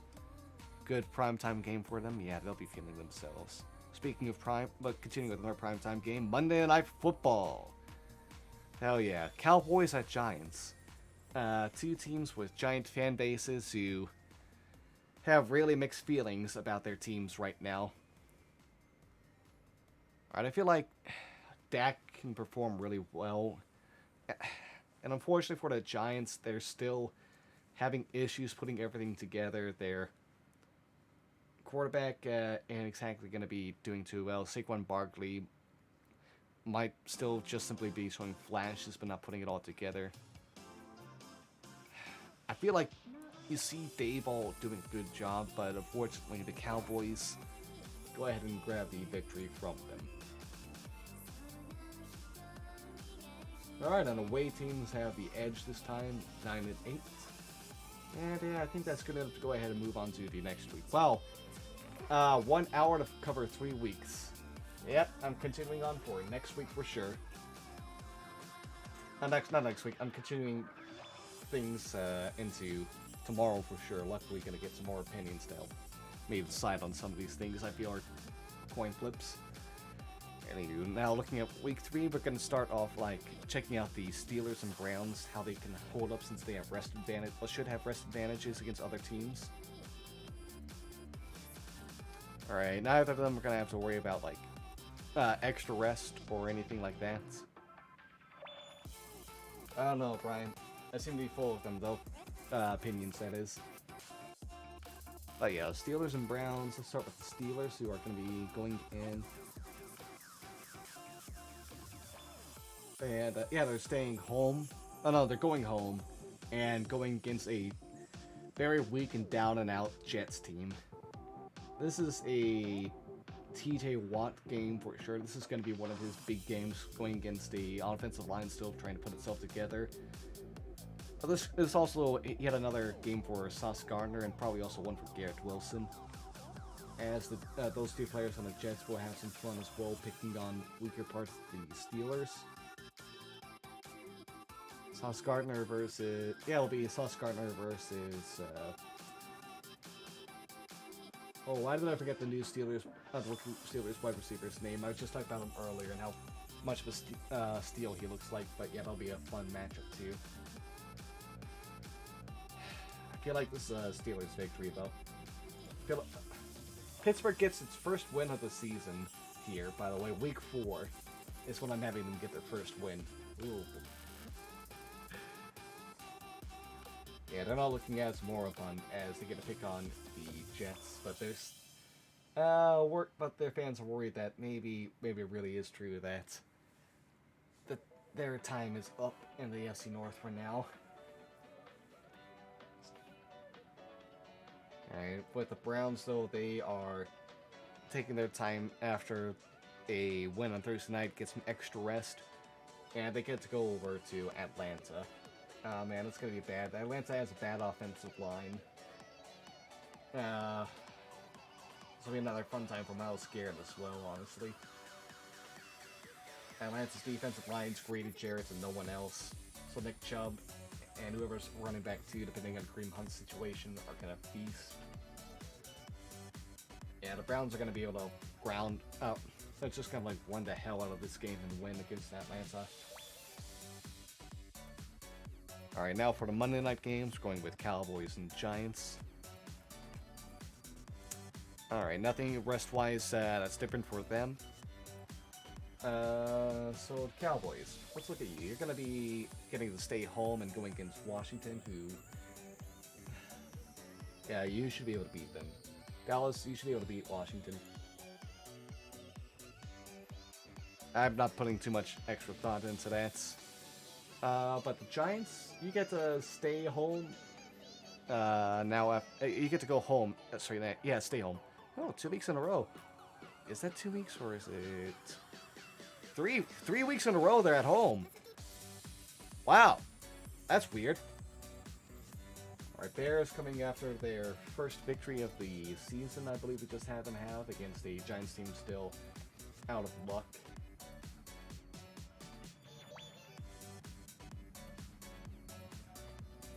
I feel like the Giants are the better team. I feel like the Giants are a better team than Bears overall. Oh, no, I meant to go this way. There we go. I think the Giants get their first victory of the season here in Week 4 as well, with just like the Steelers, and Chicago continues to question what's going on with their franchise. And New York starts to build up like some hope about things after being able to pick on a bad opponent and taking advantage of their home situation, being home 3 weeks in a row mysteriously.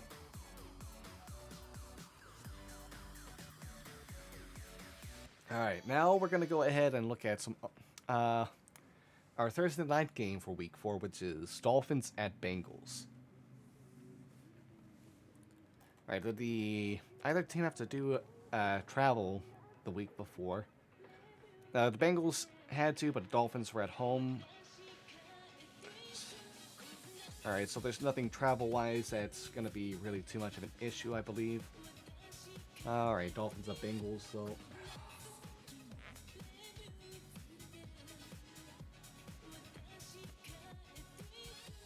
I have a feeling on here...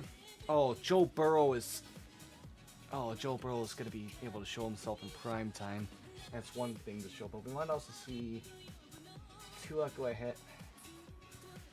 I'll also be able to get to see Tua kind of like start to shine in prime time as well. Maybe we can get both these quarterbacks looking really good as the lights are on them.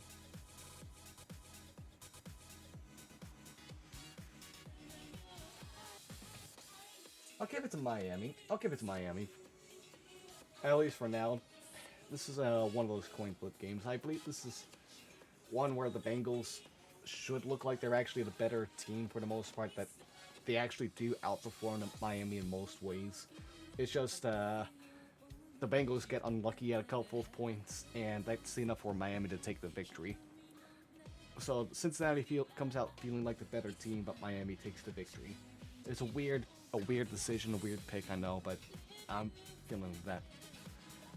Alright. But also, next up, on Sunday, we have our first London game. This will be a morning game here in the U.S., as we have Vikings at Saints. Alright, these are two teams that feel that are probably on the same level as each other. Oh boy, going over to London, that's overseas, that's weird rest for both of them. Because of all that travel, how all the jet lag they could be feeling still. Alright, this is considered a primetime game, I imagine. No, it's not primetime. It's just a game that's kind of like more in the focus because of the specialness. Alright, here we're gonna have the Saints who have like a good assembly of wide receivers and a maybe a good defense, probably overperforming defense versus the Vikings who are supposed to be rebounding from some issues they've had before. Yeah, the Vikings did have like a lot of things that should be regressing to the mean in their favor.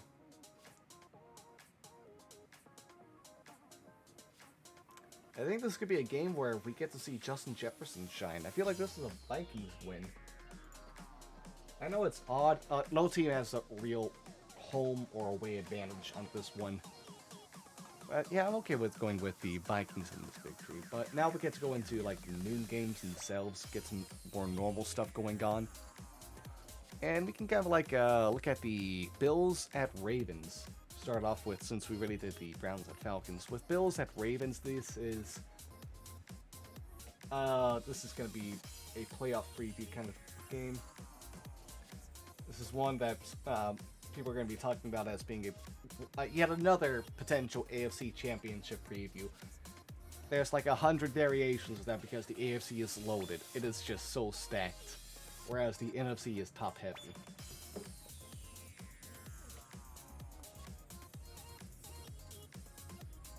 Alright, at this point, alright, Bills at Ravens,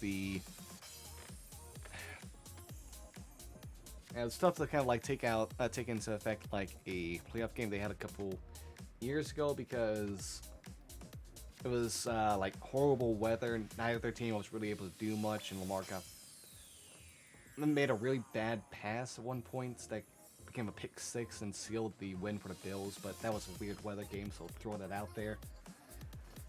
Man, these are two teams with potentially MVP level quarterbacks at play, two games where the where the coach is also really good.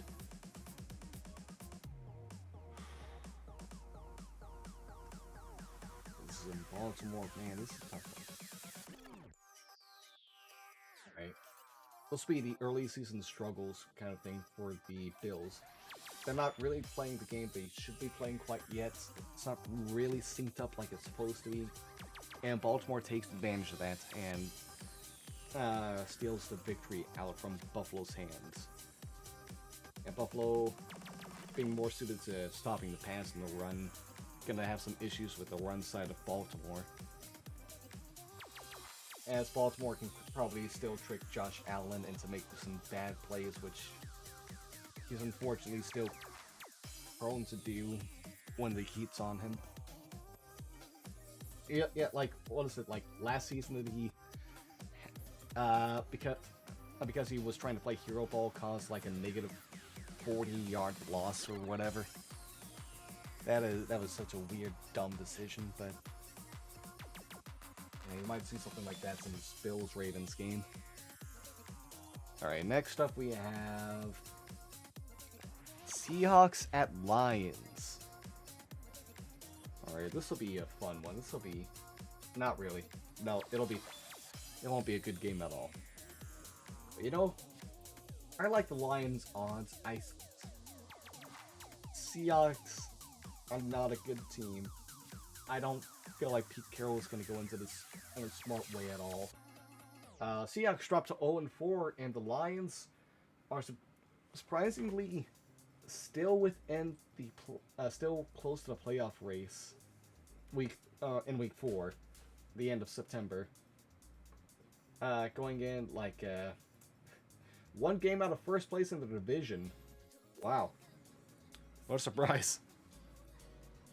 But hey, they're proving to show at this point. They're proving like the love they were getting on Hard Knocks was worth it. That they're a team that could be fun, and they're definitely more fun than the Seahawks.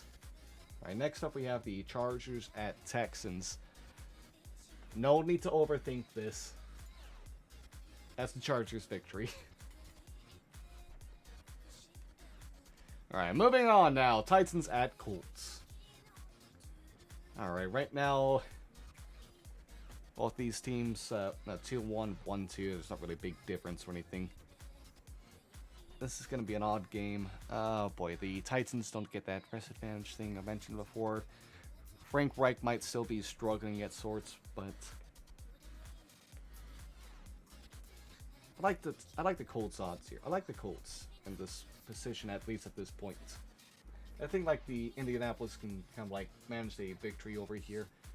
It won't be by a large margin or anything. I feel like the Titans are going to bully their way into keeping things close, but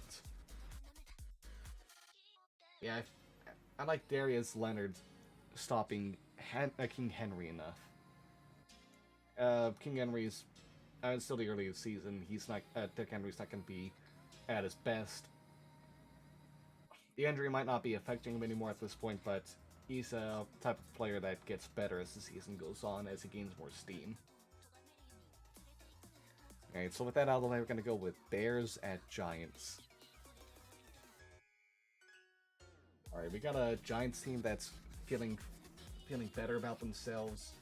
The Bears are kind of feeling good about them, okay with themselves at this point too. They're both teams that are understanding themselves, but the Giants,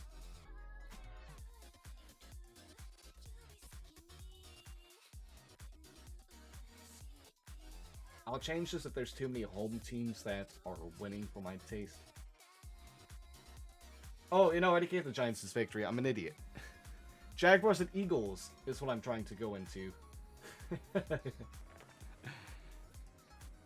Alright, yeah, this is one where I'm okay with Eagles winning. This is Jaguars being 0-4 to start things off, though. Oh, the Eagles 4-0. Congratulations on picking on the weak players. But I feel like Trevor Lawrence actually has a good game here. Hey, I don't feel like this is going to be an easy victory for the Eagles. I feel like Trevor Lawrence is really going to be starting to show himself at this point. Like what he's actually capable of, but all it'll make Jacksonville fans think is, why do we give him such middling talent around him?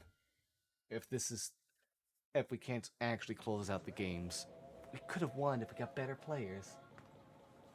Whatever. Alright, so that'll end the noon games. We're gonna go into the 4 o'clock games now. And first up, we're gonna have Cardinals at Panthers here. Ooh, sorry, Carolina, but you're going to be getting a bit of a skid here. You're not a team Arizona needs to worry about as much. Kyler Murray against Baker Mayfield again.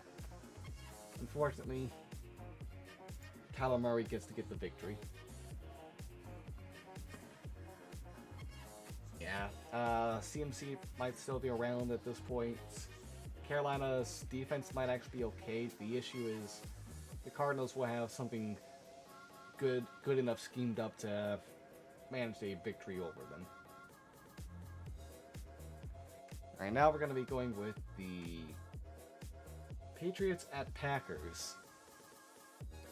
Oh boy, this would have been an interesting game if Tom Brady was still the quarterback for New England. Unfortunately, that's not the case. It's Mac Jones instead.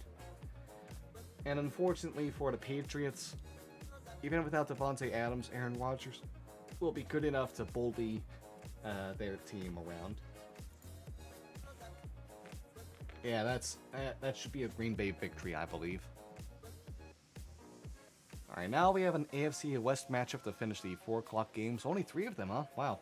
That's not a lot of 4 o'clock. Alright, Broncos at Raiders. This should be a fun one, just because it's a divisional matchup. I'm not too... I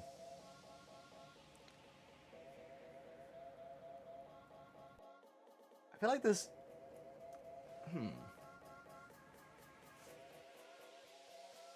I feel like there's a chance that the Raiders actually do a surprise here. I like the Raiders kind of like stunning people and like doing enough to limit Russell Wilson on Denver. The Broncos might still be having like some offensive issues they're trying to iron out. And like Las Vegas kind of like managed to get a big game out of Devontae Adams as well as Darren Weller kind of like tackle like some weak spots they find on Denver's defense and kind of like limit Bradley Chubb's abilities against them as well as Patrick Surtain, the quarterback they got. That should probably be good for them. And it's just kind of like good games out of those two enough to beat Denver. All right, now we're going to Sunday Night Football with a good game. Chiefs at Buccaneers. A possible Super Bowl preview. Oh, you hear that a lot.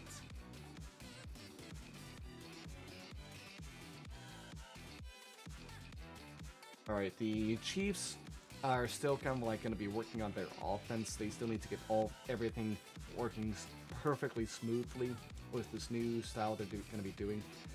This will be against the Tampa Bay Buccaneers, who have Tom Brady. They still have a good offensive cast. They're going to be picking on a bad Chiefs defense.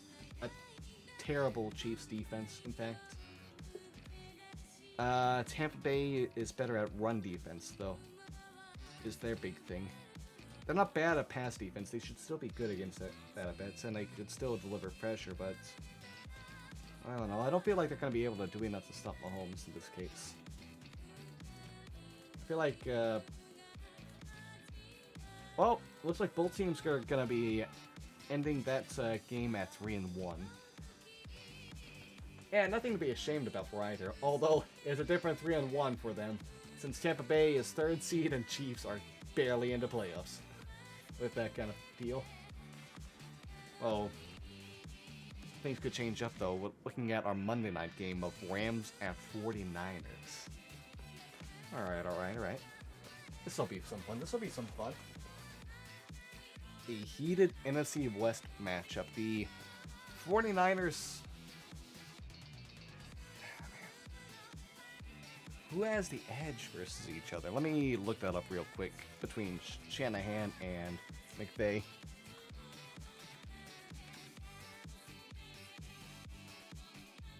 Alright, McVay is 3-7 against the Shanahan-led Niners.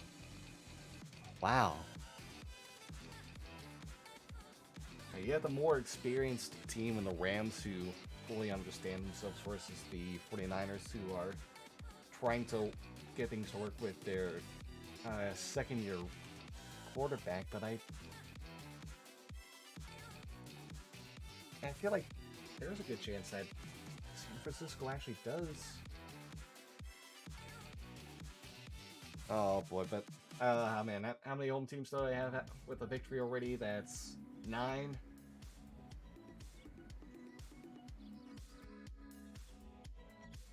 Like the Rams more than the 49ers is my thing. It's not just looking at that, it's just being like, yeah, no, the Rams should be the better team. Like, this would be one of those games where Trey Lance has to learn from. Like, he'll get bullied by Aaron Donald and Jalen Ramsey. And then come out of this, like, the next game, the 49ers will probably... Some might be able to get a win depending on who's going up, but... Yeah, since we got this settled, I like how this is looking so far. We'll go ahead and go into Week 4. Wow, I just realized. Look at the divisions. After 4 weeks, we have the AFC West with a 4-0 team and 2 3-1 teams. The AFC North with 3 3-1 teams. Yeah. Wow, that'll be fun. Alright, but yeah, Week 5, we're going to go ahead and start with looking at the Dolphins and Bengals games.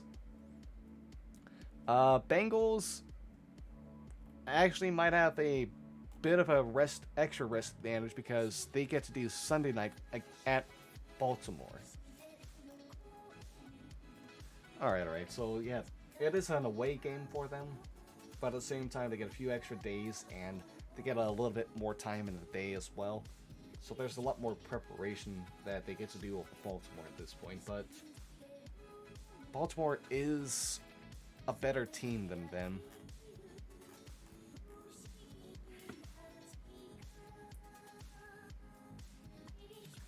Alright, this will be one of those games where this is going to be more about, like, is the J&J connection better than whatever Lamar can do on his own? The defenses will do enough to punish the other team's offenses. But the Ravens should have an easier time handling Jamar Chase because of their own defensive depth. At the same time, the Baltimore Ravens suck at generating pressure on defense. They always have. That was even with how much blitzing they were able to do, they just never had the right players to cause pressure. So Joe Burrow won't be able to kind of like, most likely won't have to worry about like being sacked too much by them. It'll be more about like what's happening in the backfield, but we don't know what the new defensive coordinator is going to do. And this is a real tough back and forth kind of deal.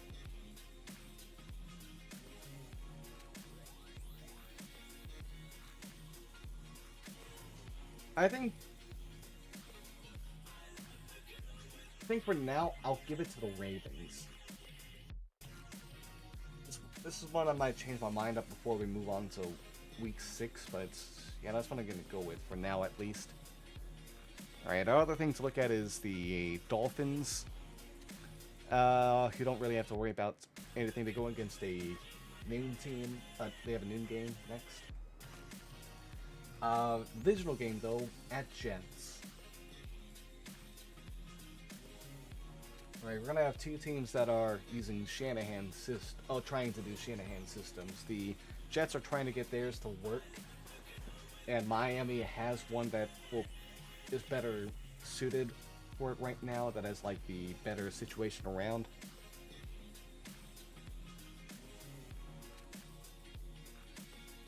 They'll know how to game plan for each other. Their divisional foes are going to meet each other later in the season, better understand how to fight each other as well.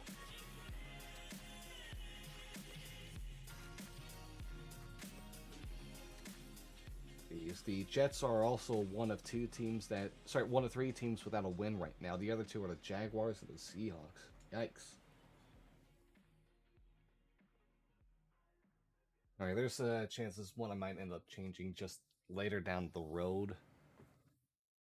But I'm okay with letting the Jets get their first victory here. This is going to be a fluky one, if anything, honestly. I don't know. I don't feel good about this one. Yeah, I don't feel good about letting the Jets have the victory. Let's go with Miami on it. Let's go with Miami, actually. Alright, now we're going to go ahead with our Thursday night game of Week 5, Colts at Broncos. And another good game. Both these teams would be in the playoffs at this point. This is being played at Mile High Stadium. Okay. And where did the Broncos have to go last week? They had to go to Las Vegas. They had to do a pretty tough matchup against... Yeah, they just lost their first game of the season against the Raiders, who surprised them.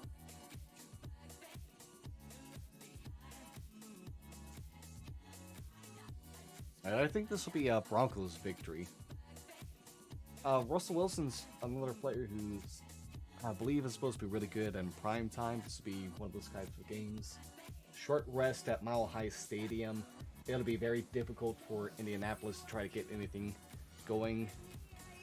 They won't be able to adjust to the difference in atmosphere quite so easily with the limited time to prepare. So yeah, I'll go ahead and say that Denver wins, and Indianapolis unfortunately has a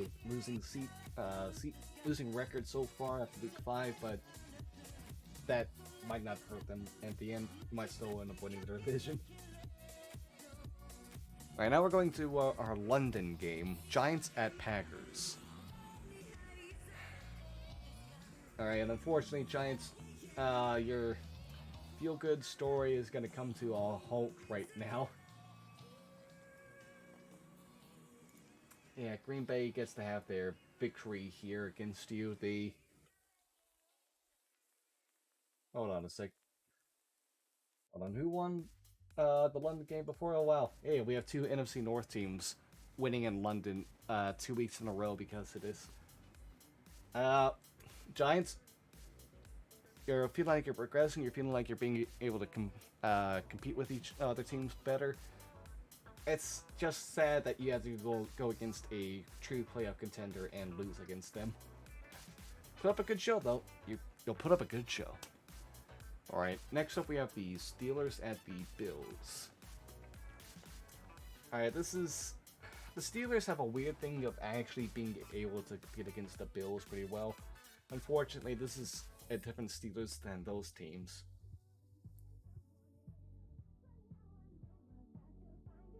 I feel like Buffalo should win this game, but I would not be surprised if this is another one where we see Josh Allen just be weird because of the pressure that TJ Watt puts on him. Maybe TJ Watt kind of like does a scoop and score after a fumble. No, Buffalo hasn't had their bye yet either. This is an odd one. This is a weird one that happens. Yeah, the Steelers somehow get the better of the Buffalo Bills during this game. This will be a game, yeah, like I said, this will be TJ Watt's game. He just somehow saves it all on his own. There's no reason for anything to work out the way it does, but it happens to fall in favor for Pittsburgh. You can thank TJ Watt and coaching for that. Alright, here we go. Here, next up is Chargers at Browns. We're still having Watson suspended during this time, so I don't think this will be a close game, really. These are two... We're taking a quarterback out of consideration. These are two teams that are extremely similar and would be otherwise highly competitive with each other, but there is a difference in tier that's going to go on with the quarterback. So I have to give it to the LA Chargers here, who continue to hold the #1 seed without a loss through 5 weeks of the season. One of the only teams so far that does not have a loss.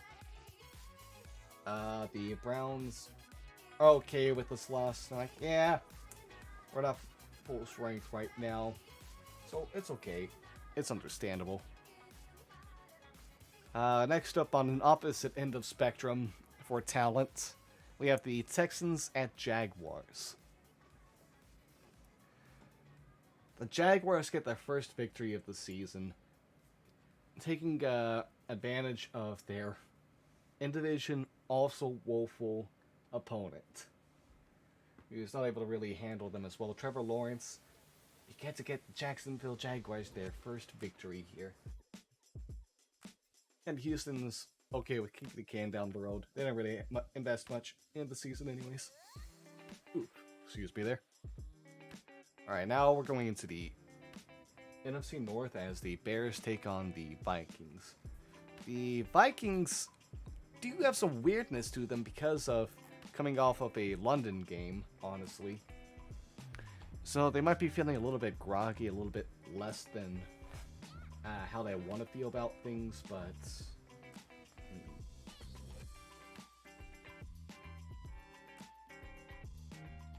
yeah, but they're still going to be able to handle their divisional opponent. They're still going to be able to kind of like put the work to the Chicago Bears, and actually it looked good, as at this point they are leading their division.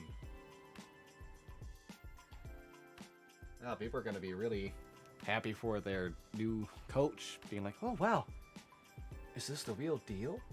It was an embarrassing primetime loss, but leading the division in week 5, who knows?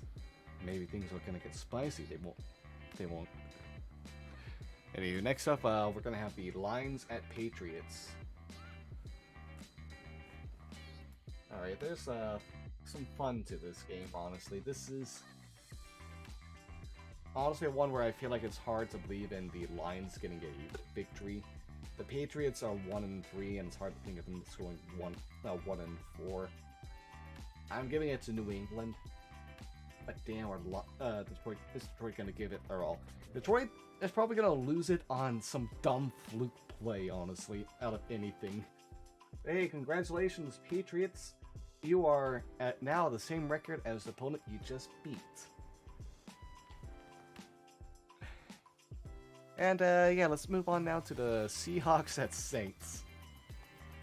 Oh boy, Seattle continues to struggle here. They just don't have the pieces to compete with even playoff hopefuls as Nylands. And the Saints continue to keep on marching on. Marching on and getting themselves a winning record again. Alright, that's 7 home teams having a victory at this point. But before we continue worrying about that, we have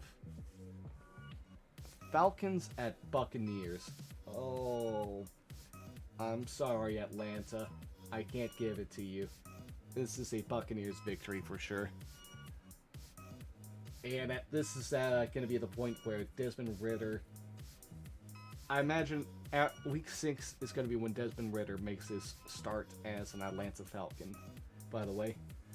Everyone's going to be too tired of the Marcus Mariota experience. Not quite working out. Wanting to see what the rookie has to offer, and we're going to see him. Alright, continuing on with the noon games for the last one, actually. We have the Titans at Commanders. Alright, this will be a tougher game than it needs to be. This will be oddly close. It'll be kind of like odd. Carson Wentz will probably actually look competent in this game. I think the Titans are just better is all.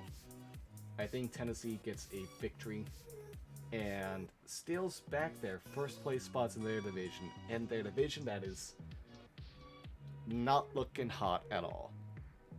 Just like, oh, at least they're looking better than the NFC East, is all anyone will think.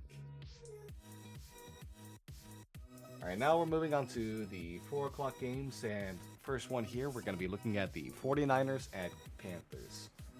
Alright, I believe in San Francisco as being a much better team. They're going to continue bringing the heat. They're going to look so much better.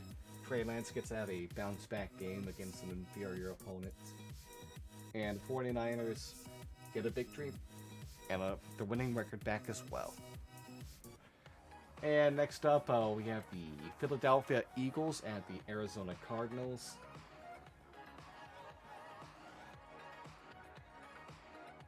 This is another game where the Cardinals are going to really be wishing they had DeAndre Hopkins, as Philly goes ahead and kind of like mocks them, as A.J. Brown has a killer game against them. Kyler Murray is going to put up fantasy points, but so is Jalen Hurts. Honestly, if you have either of those two quarterbacks, I feel like that would be a good time to start them. Eagles continue to be one of the best teams best teams by record in the league as well. Even if watching the games, you don't feel like they're going to be the best team. All right, and let's see if the Rams gets a. The Rams are going to beat the Cowboys. The Cowboys are going to continue to struggle against teams with winning records or who are actually good and decent. Boy.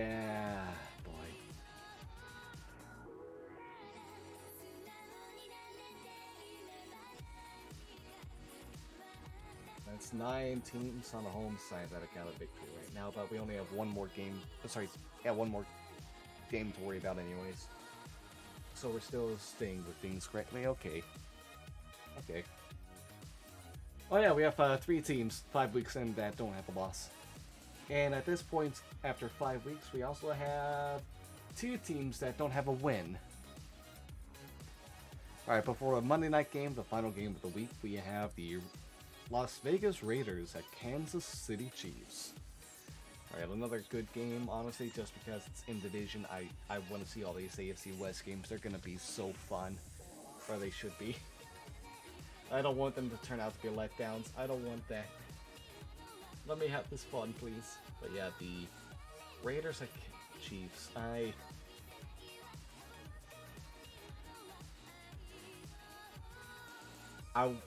think this is going to be a dumb game. This was going to be another, just like the Steelers at Bills. I have a feeling this is going to be one that the underdog oddly just wins. I think Las Vegas is going to come into this game as underdogs by 7.5 points, and they'll end up winning by 9, just because wild. Just like how it made no sense for them to beat the Chiefs that one game early on last year, was it? No, it was 2 years ago. It was kind of like just came in and dominated the Chiefs. It was like, what the fuck? This ain't supposed to happen. But yeah, the Raiders continue to kind of like look good, and well, every team in the AFC West has a winning record through 5 weeks. Alright, now we're going to be moving on to Week 6, where teams begin to have their bye weeks. Teams that won't, as you can see, that are on their bye are the Houston Texans, Tennessee Titans, Las Vegas Raiders, and Detroit Lions. In the meantime, we got the Indianapolis Colts and the Denver Broncos, who are coming off a Thursday night game and getting some extra rest against things. So we're going to go ahead and check their games out first. The Colts... Yeah, Colts and Broncos, neither of whom... Oh, no, Broncos get an extra rest because they get the Monday night game after the Thursday night game. So we're going to go ahead against... look at Broncos at Chargers. Okay, because of that, those 4 days... Yeah, 4 days of extra rest against the Chargers, there is a huge advantage for Denver in this game. And I'm actually willing to go ahead and let them have that victory there because of that. It is... But, man, Denver's getting helped out a lot right there. That is a lot of help given to Denver. Alright, now looking at the Indianapolis Colts, they are going to be doing a home game against the Jacksonville Jaguars, and what good time for them. Getting to go ahead and get an even record now, 3-3. As Jacksonville continues to kind of like fall. Probably another good Trevor Lawrence game, but that's the only good thing you can say about Jacksonville then. Alright, with the Thursday night game, we got the Washington Commanders and Chicago Bears. Alright, this is one where the Washington defensive line should be able to eat against a bad Chicago defensive line. Chicago offensive line, yeah. Chase Young should have a good game here. At the same time, Terry McLaurin will be able to kind of like eat and dominate the 6 touches you'll likely get. 6 targets you'll likely get, and kind of like get all 6 for about like 80 some yards and a touchdown, and help Washington kind of like win against Chicago at this point. Unfortunately for Justin Fields and the Bears. Continuing to move on, we're now going into the Sunday noon games. There is no international game at this point. And for the first one we're going to be looking at, it's going to be 49ers at Falcons. Alright, we have one team that's obviously better than the... Well, should be obviously better than the other. At the same time, like I said, I believe this will be Desmond Ritter's start. It's first time seeing action, and it's not going to go pretty for him. Actually, no, this won't be... This shouldn't be Ritter's start. Seeing it's the 49ers. I don't think the coaching staff wants to have Ritter immediately being torn apart by that San Francisco defensive line. So maybe they'll hold off after all. They'll hold off after all and let San Francisco take the win, knowing that they'll have to go ahead and... Wait, they have to wait a bit for Ritter, huh? They have to wait a bit for Ritter instead of having been cleansed by fire. Alright. instead, looking at things, we're gonna have the Patriots at Browns. All right, both teams a bit middle of the road in the record right now. Not necessarily awful though. Looking at this matchup, we're gonna have like two good coaches, one future Hall of Famer, one former Coach of the Year. Good minds on those parts. At the same time, the Browns will have the better defense. Now,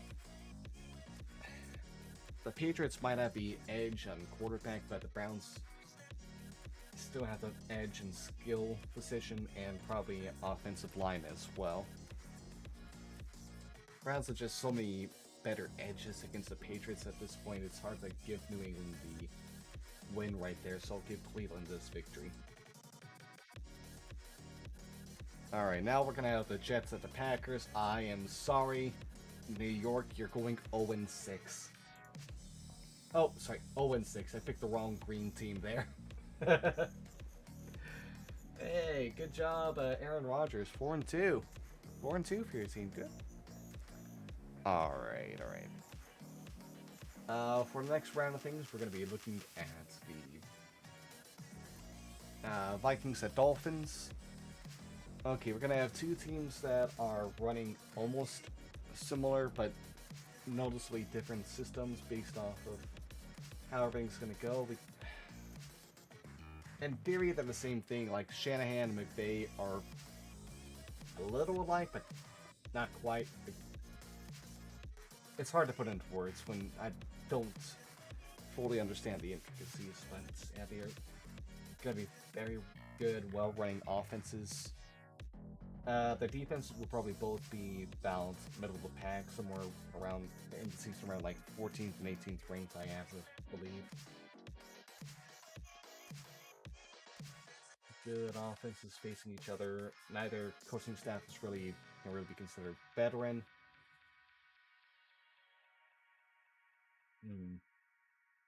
Both teams have 4-1 at this point. That's good for them. Oh, they're both leading the division. I feel like Miami gets this victory. They get to go 5-1, and there's such good vibes around that building at this point, which might not last. Yeah, Minnesota is still in the lead in the division at least at this point, so it's...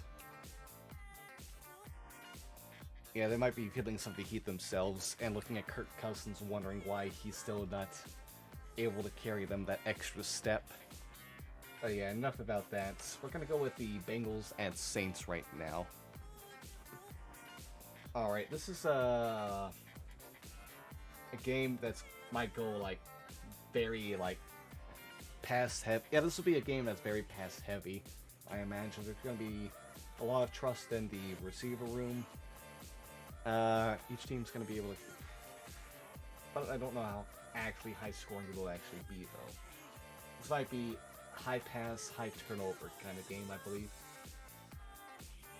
Still with the team that has a coaching staff still stuck around, but the advantage and disadvantage of having your returning coaching staff versus not will not be existing too much longer in the season at this point. Just like how offenses and defenses should be fully clicking together around this point too. No longer having like the mid-season jitters or whatever you want to call them. Oh boy. So yeah, I'll go ahead and say this is a Cincinnati victory here. All right, next up we have the Ravens at the Giants. I want to say that Daboll knows exactly what to do against Lamar and game plan a good system around him, but the Giants' talent level is not quite there to handle anything. I think the Giants give Baltimore a run for the money, but in the end, Baltimore gets the victory at this point. Alright, next up, looking at things, we're going to have the, for the last of the noon games, is Buccaneers at Steelers. Alright, Tom Brady notoriously is terrible against pressure up the middle. And the Buccaneers have, like, new guards, and like their entire offensive line's already dealing with like bad injuries, and like just kind of like looking like it might struggle. So to top that off, I'm gonna go ahead and believe that Tampa Bay still carries the victory over Pittsburgh. They don't really have to worry too much. They're still going to be able to pick on whoever is quarterback on the other side and like uh, make Najee Harris a non-factor and just kind of like look at George Pickens and Chase Claypool, Deontay Johnson, and be like, "Hey, congrats on having a bad quarterback."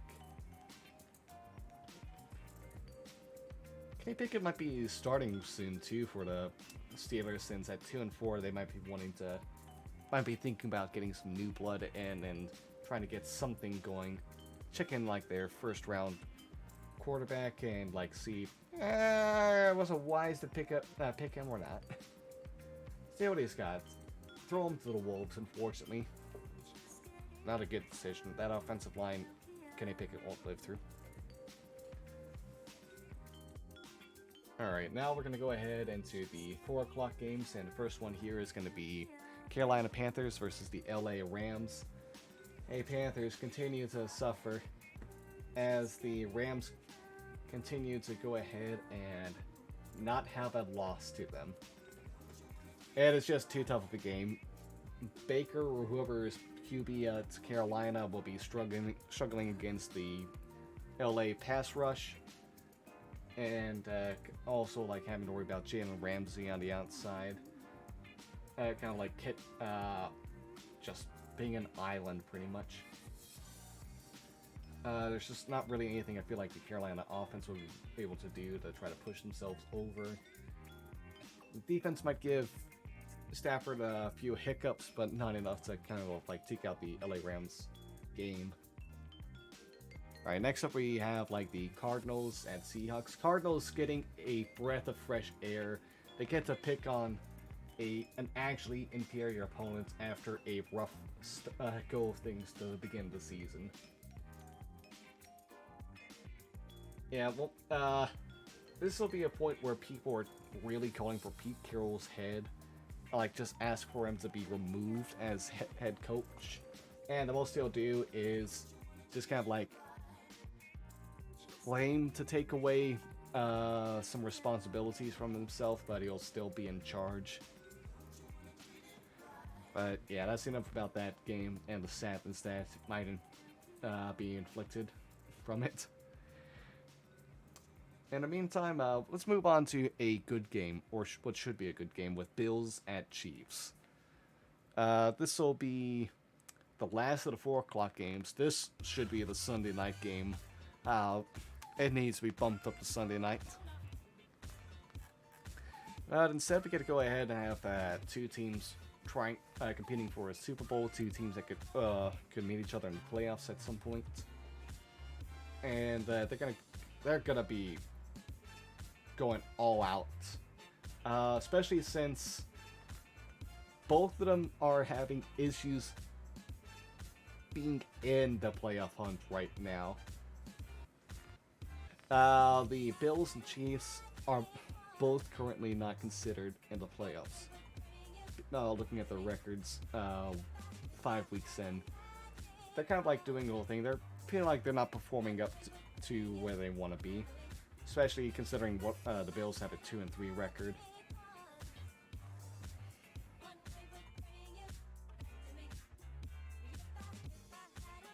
Alright. This will be a tough game. This is another nail biter, tough decision, kind of like win flip style game. I feel like the Bills secondary is better and able to kind of like try to contain Kansas City more and handle things. At the same time, you got Kansas City, like Arrowhead Stadium, a true home field advantage there. And Mahomes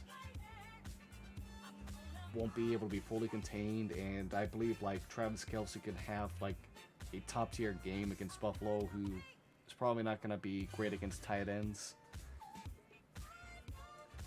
The run game for both teams won't matter at all. They're going to just be duking it out full force.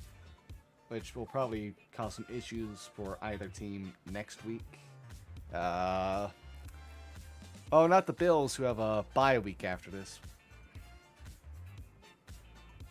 I think both teams end this at 3-3, as the Bills get the victory here.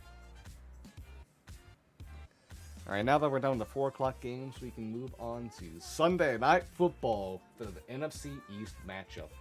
Cowboys at Eagles. Again, like I said before, I don't believe in the Cowboys. I think the Cowboys will still struggle against teams that actually have a winning record. And the Philadelphia Eagles continue to astound. Alright, and let's look at things 1/3 of the way through the season now. As we got week 6 out of 18 in the regular season through. Looking at the AFC, currently the number 1 seed is the Miami Dolphins, who have a 5-1 record, tied with number 2 and number 3 seeds, the Baltimore Ravens and the Denver Broncos. Well, the Broncos also tied with Chargers, but winning because of the tiebreaker when they face each other. Titans barely winning their division and might be really thankful for the bye week right now. They're going to be able to help sort themselves out better, kind of like understand the direction they actually want to go forward. But other playoff teams at this point would be the Browns and the Bengals, who both have a 4-2 record. On the outskirts, other teams involved, you have the Bills at 3-3, Patriots 2-4, and the Jets still without a win. Kind of like still looking at that. Very likely, a very likely thing for why the Jets would even be at that point is that Zach Wilson is underperforming. He has not made the growth that was expected or wanted out of him at this point. Whereas for New England, why they have a losing record from 2-4 is just that they had a rough start of things and are feeling like the effects of spending money on the wrong players last season. Trying to get that immediate boost instead of being smart about your future planning. The Bills are struggling because they are trying to work with their new offensive coordinator and not really sure about their identity until the Chiefs game, when they realized, oh yeah, let's take this bye week to remember how good we are at passing. And the other things we can use with Josh Allen. Browns 4-2 thanks to a cupcake start to the season. Bengals, they fought against some actually good opponents, but are feeling and deserve to feel good about being 4-2. But they have a rough go of things from here on out as well. Steelers 2-4, kind of like worrying that maybe offense is maybe should be more modernized about how we go about things. Instead of have a team that's as the most expensive defensive room that's not going to match up to that price, and an offense that is the cheapest and is going to match that price. Alright, Broncos, again, feeling good about themselves, 5-1. They're well, them and the Chargers are well within taking the number 1 seed any moment now. Performing up to expectations. In fact, Denver outperforming them thanks to and actually easier than expected start to things. Raiders laughing at the Chiefs, who are actually the bottom of their division right now. Colts are okay with where they are since they feel like they can make a surge at any point and take over the AFC South. Texans and Jaguars are just moribund as usual at the bottom, just sad. Alright, now we look over to the NFC, where are the two teams who have yet to lose, with the LA Rams, the Eagles. Eagles getting a lot of help from easy schedule and kind of like being able to beat up on inferior opponents. The Rams,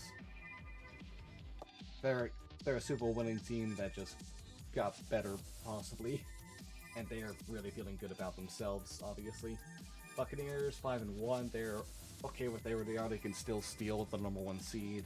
Tom Brady's still at the height of his game at this point. That means not really feeling the effects of age, because he's like Tom Cruise and Paul Rudd in that regard.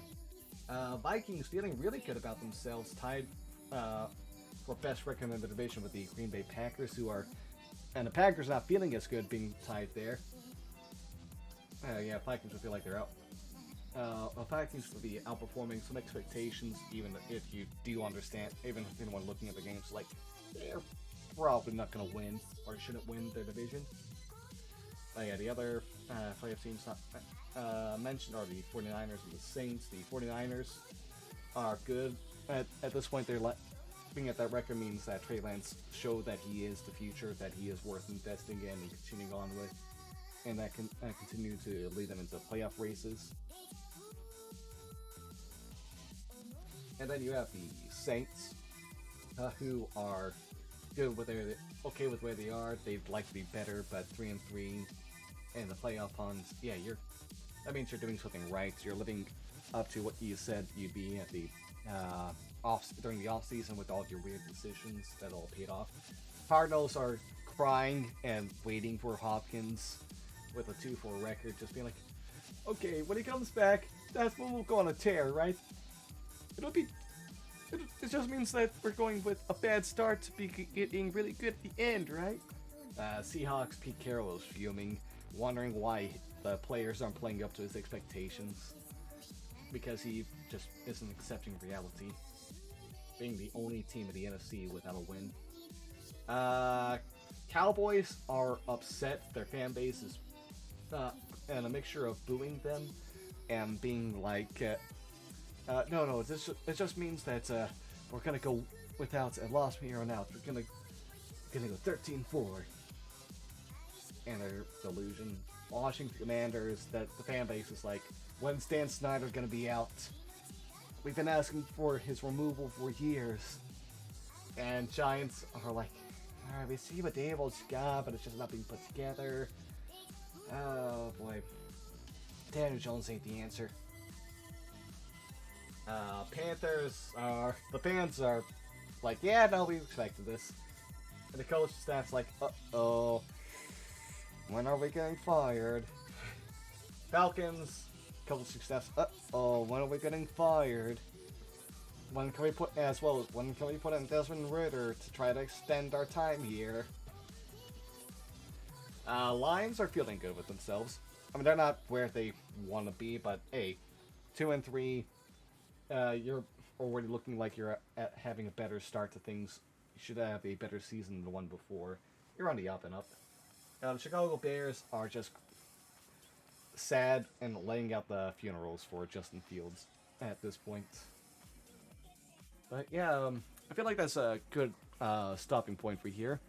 I managed to get through the 2 hours of talking about quick thoughts on all the different teams, and spent another couple of hours going through the first third of the season. Tomorrow, gonna try to rush through some things more, try to be better about pacing as I get some more help from, possibly from Johnny, who visited and helped out talk about the teams earlier.